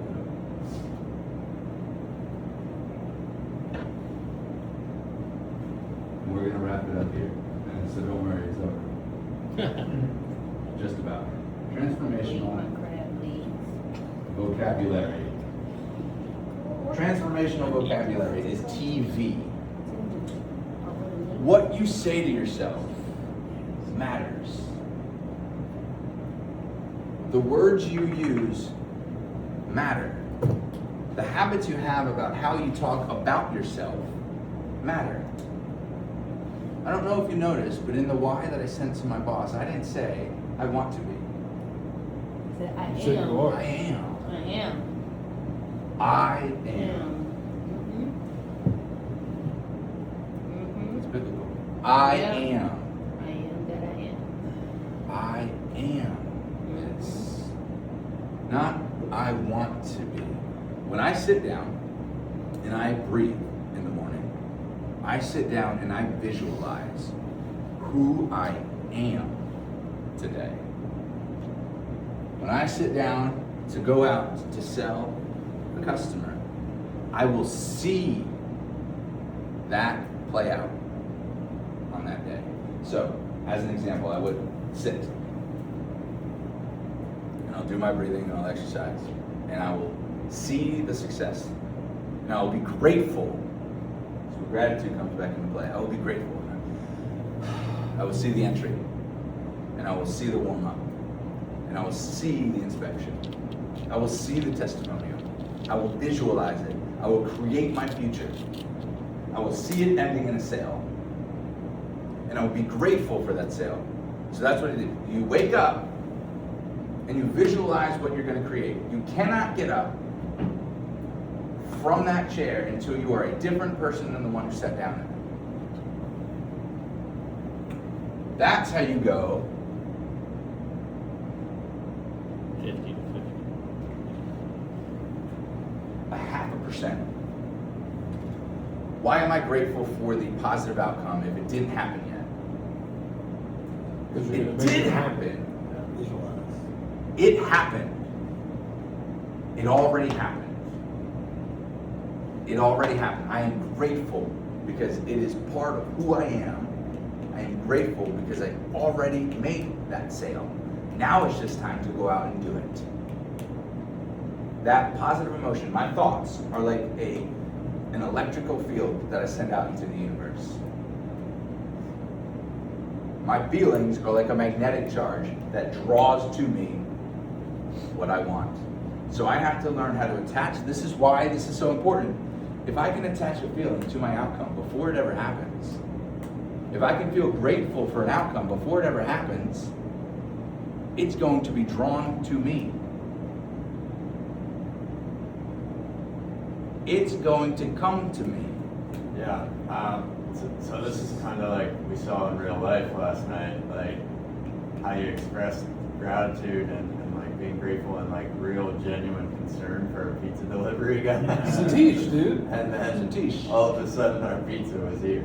And it was going from, I swear to God, it was nuts. Like, It was our pizza delivery was like 70 minutes 2:22. delivery. What? Our- 70 minutes? So like our pizza delivery said like 2:22 delivery, and then we'd look at it, and the next thing it would say was like 2:35. And then we'd look at it 2 minutes later, and it was like 2:46, and we're like, oh my God, like what's going on? And So I called him 4 times. yeah. Colin called him first, the guy didn't answer. Called I didn't again, even get the called him voicemail again. though. And then Steven gets to his voicemail, and Steven leaves him a voicemail, and like the expected reaction there at 2:30 in the Where the morning fuck is my was like, pizza? yeah, get mad, like freak out on him. That's what But- you'd expect, right? But Steven like It's like, hey man, I hope you're not expressed lost. his genuine concern. You're supposed to be here a Like, while ago, yeah. and I hope that nothing happened to you, man. I don't know if you got lost or got in an accident. I hope that you're okay. Hang on. And within a minute, not even, the phone started ringing. He's like, hey, I'm okay. Like, I know where it's at. Like, I'll be there in a second. Like, He was there 3 minutes later. He skipped another delivery and came back. Wow. It went from like 2:44 in the morning to like 2:36 almost. Okay. But in his I love mind, he that. already I knew love how to that. get the pizza here. He was Right. grateful for So the you could have pizza been an coming. asshole and be like, yo, what are you Like, You you would've want that drawn fucking it tip? out? Yeah. Could have been a dick. That was our first reaction. I literally grabbed the phone in order to remove the tip, and I was like, no, wait a minute. What am I doing here? Yeah, he was like, let me see your phone. I'm I'm taking better that than tip that. off. Mm. All right. Yeah, I was go like, ahead. I'm better than that. We didn't take the tip off. Yeah. We didn't. The guy's probably working his butt off at 2 o'clock in the morning. Yeah, he said driving there was an around accident delivering at the pizza. airport. Idiots like us. Come on. Yeah. Drunk idiots like this. Fair? Right? You see, me to be an asshole at that moment is not the best version of me. The invisible man is going.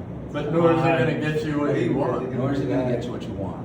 Because the thoughts you put out and the feelings that you associate to the things you want, to the goals you have. This is why gratitude is so important. Because you're literally creating a field. You're creating an attraction. Seek ye first, it says.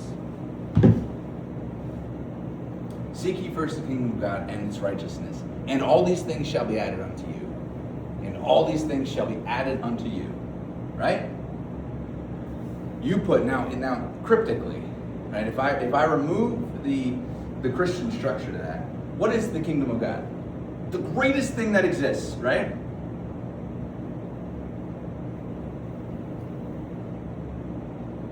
The greatest thing that exists, the greatest version of myself, the thing I want the most, right? That's the kingdom. That's the thing that goes at the top. If I keep my focus on that, if I keep looking at that, if I keep working toward that, the thing at the top, everything's going to come. You keep your focus on the right thing. This is why it's so important to have. You watch the Matthew McConaughey speech, right? You know about the man to chase, right? This is what we're talking about. It's the same thing. It's literally the same thing. We've said all the same things. It just took a lot longer. All right, so that's what transformational vocabulary is. The triad is, you do have and this is where we're going to wrap it up, because this is powerful.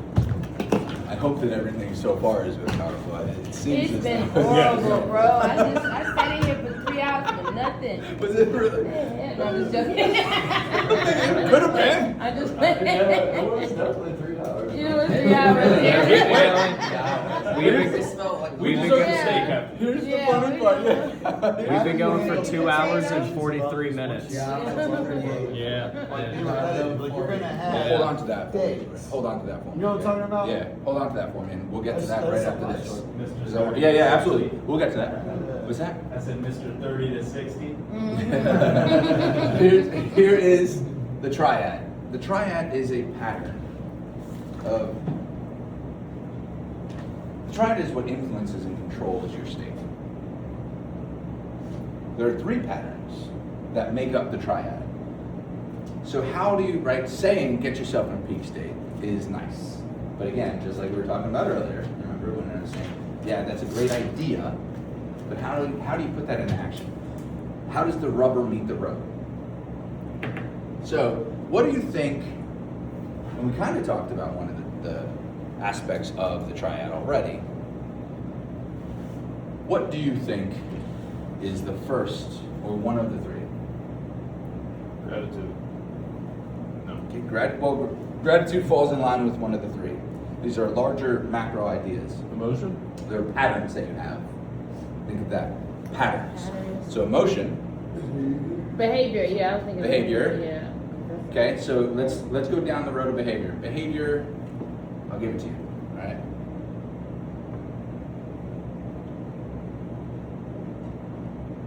You see what that says? Nope. Physiology. Nope. I I didn't bring my glasses. No, that's fair. The pattern of physiology. You do something with your body. Right? What we talked about with state management and transformational vocabulary a moment ago with Cyndi Lauper and Bruce Springsteen. We were talking about a pattern of physiology. There was a breathing that was present. There was a heartbeat that was present. There was a tightness that was present. There was a physiology pattern. When you do depression, you have a physiological signature. You have a neurotransmitter signature in your brain. It's real. Mm-hmm. Mm-hmm. That's why they give you medication. They try to. That's why they give you medication. Yeah. Mm-hmm. The second thing, what do you think the second pattern is? Psychology. We talked about it as well. Psychology? It has to do with that. It is the psychology, but there's a specific pattern of State? Vocabulary? Transformation? Gonna have to get this book.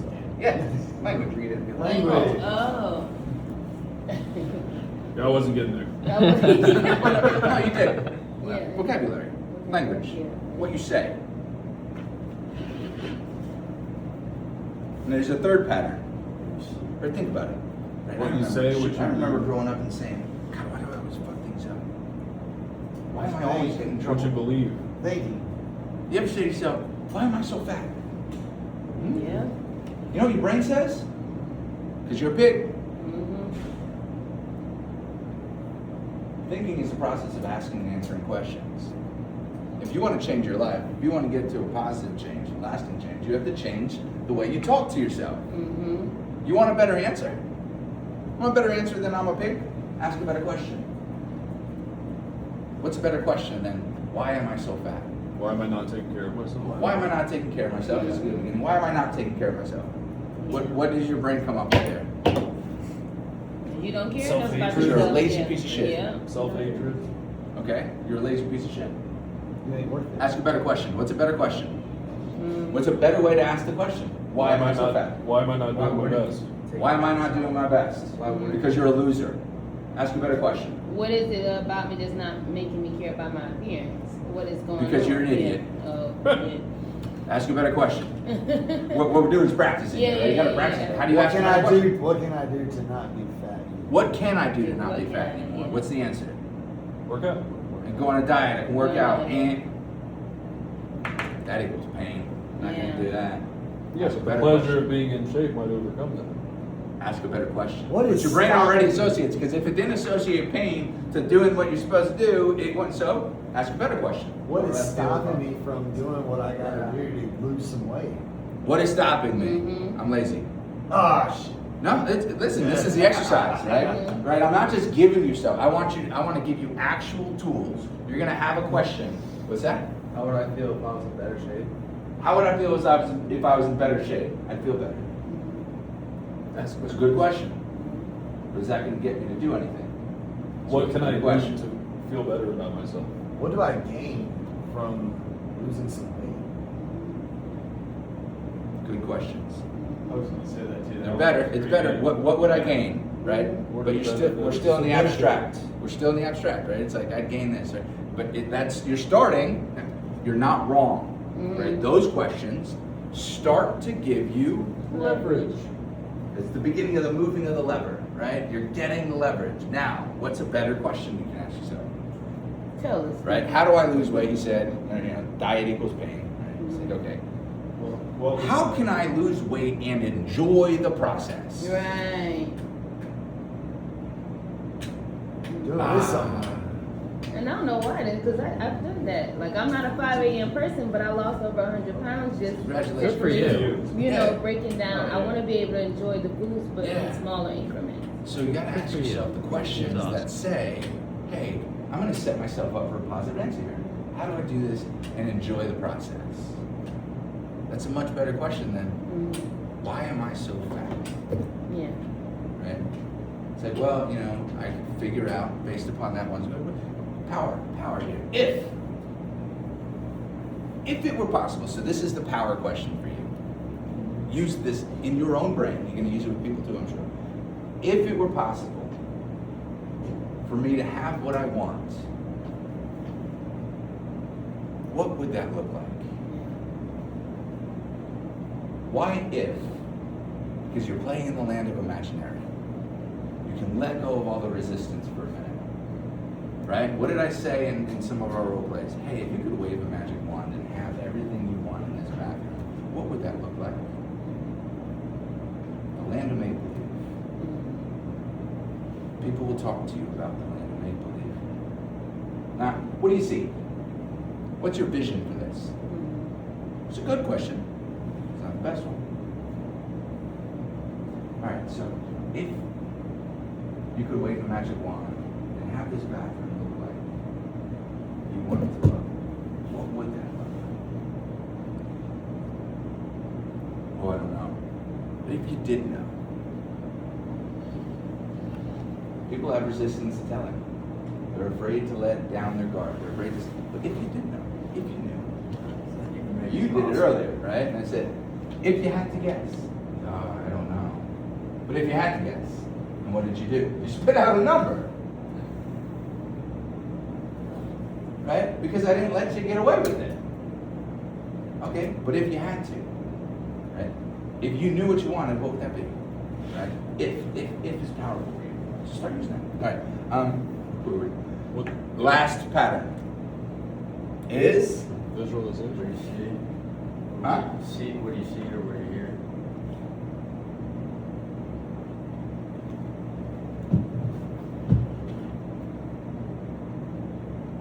focus/belief.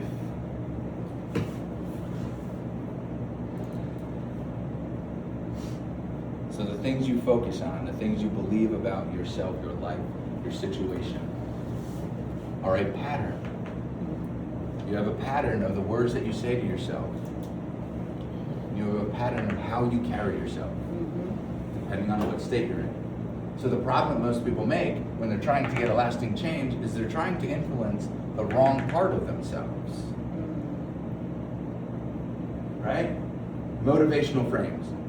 You are trying to change the person that wants to change. You've got to get in touch with the guy that doesn't. The girl that doesn't. So you've got to break the patterns. Change your paradigm. You gotta change paradigm. So you got these patterns. So if you find yourself and you're in that place, right?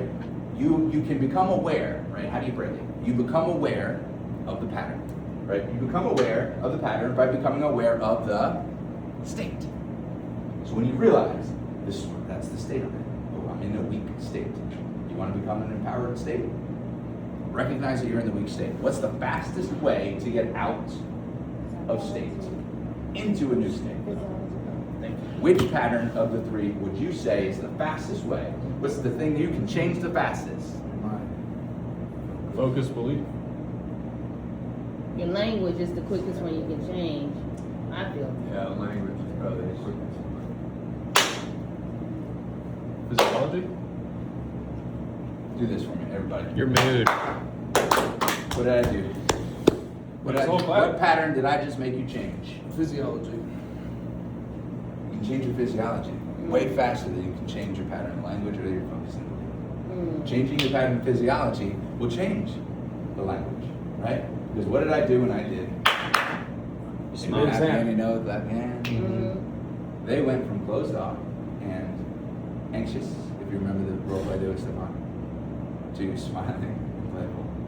And I said to you, if you're happy, you know, clap your hand. You bring happiness to every home. I conditioned you. I said, happy. You are going to be happy. We are going to have fun doing this today. I don't know if you're anything like me or not, but we're gonna have a good time. You're not the kind of person that hates to have a good time, are you?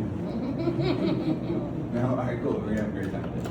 And when I'm done, you'll have a quote that's good for a year. So, here's what we're gonna do. Right? Changing the pattern of physiology. So when you find yourself in a weak state, when you find yourself in a place where, okay, I feel nervous, I don't feel as confident I need to, you need to put yourself in a peak state. So how do you do that? This is where the rubber finally meets the road again. You gotta anchor yourself. So you gotta think of a time. Think of a time and learn to associate in your nervous system, not in your brain. Not in your brain. Not in your mind. In your gut. In your gut, your solar plexus, the second brain. You need to learn to associate the feeling that you have in a peak state. What is that? What are some of those feelings? Confidence. What else? Relaxation. Yeah, relaxation for some. Sure. What else? Being unstoppable. Being unstoppable. What else? Elite. Huh? Elite. Elite. So you feel elite, right? What are some of the emotions? Excitement. Excitement. Energetic. Energy. Yeah, you got to bring energy, right? Is your energy high or low when you're in a peak state? Is your confidence high or low in a peak state? Is your energy high or low in a peak state? Your energy comes up. So how do you do that? Physiology. You ever heard of Superman pose? Yep. No? Yeah? Superman pose. Oh. It is documented that standing like this for 2 to 5 minutes will increase your testosterone. Male or female. It changes your state. Well, I just changed my pattern of physiology. Why did my testosterone go up? What kind of pattern is that? It's a strong. Physiology. Yeah. Why do they give you a drug when you're depressed? Physiology. They're changing Yeah, your physiology. physiology, yeah. But here's the problem. That's where you can start. You can change the pattern of physiology with a drug for somebody who's depressed, but if they don't fix these will overtake this every time. So you need to become aware of what are the things that I'm saying to myself? What am I focusing on? What are the beliefs that I have that are disempowering me? There are exercises. I have a whole bunch. I'm going to cut it off. I have a whole bunch of trainings on this stuff, and I'll be continuing to build out a library on my YouTube channel, and I will gladly share it all for free with everybody who wants to see it. I'm subscribing. Where's that list?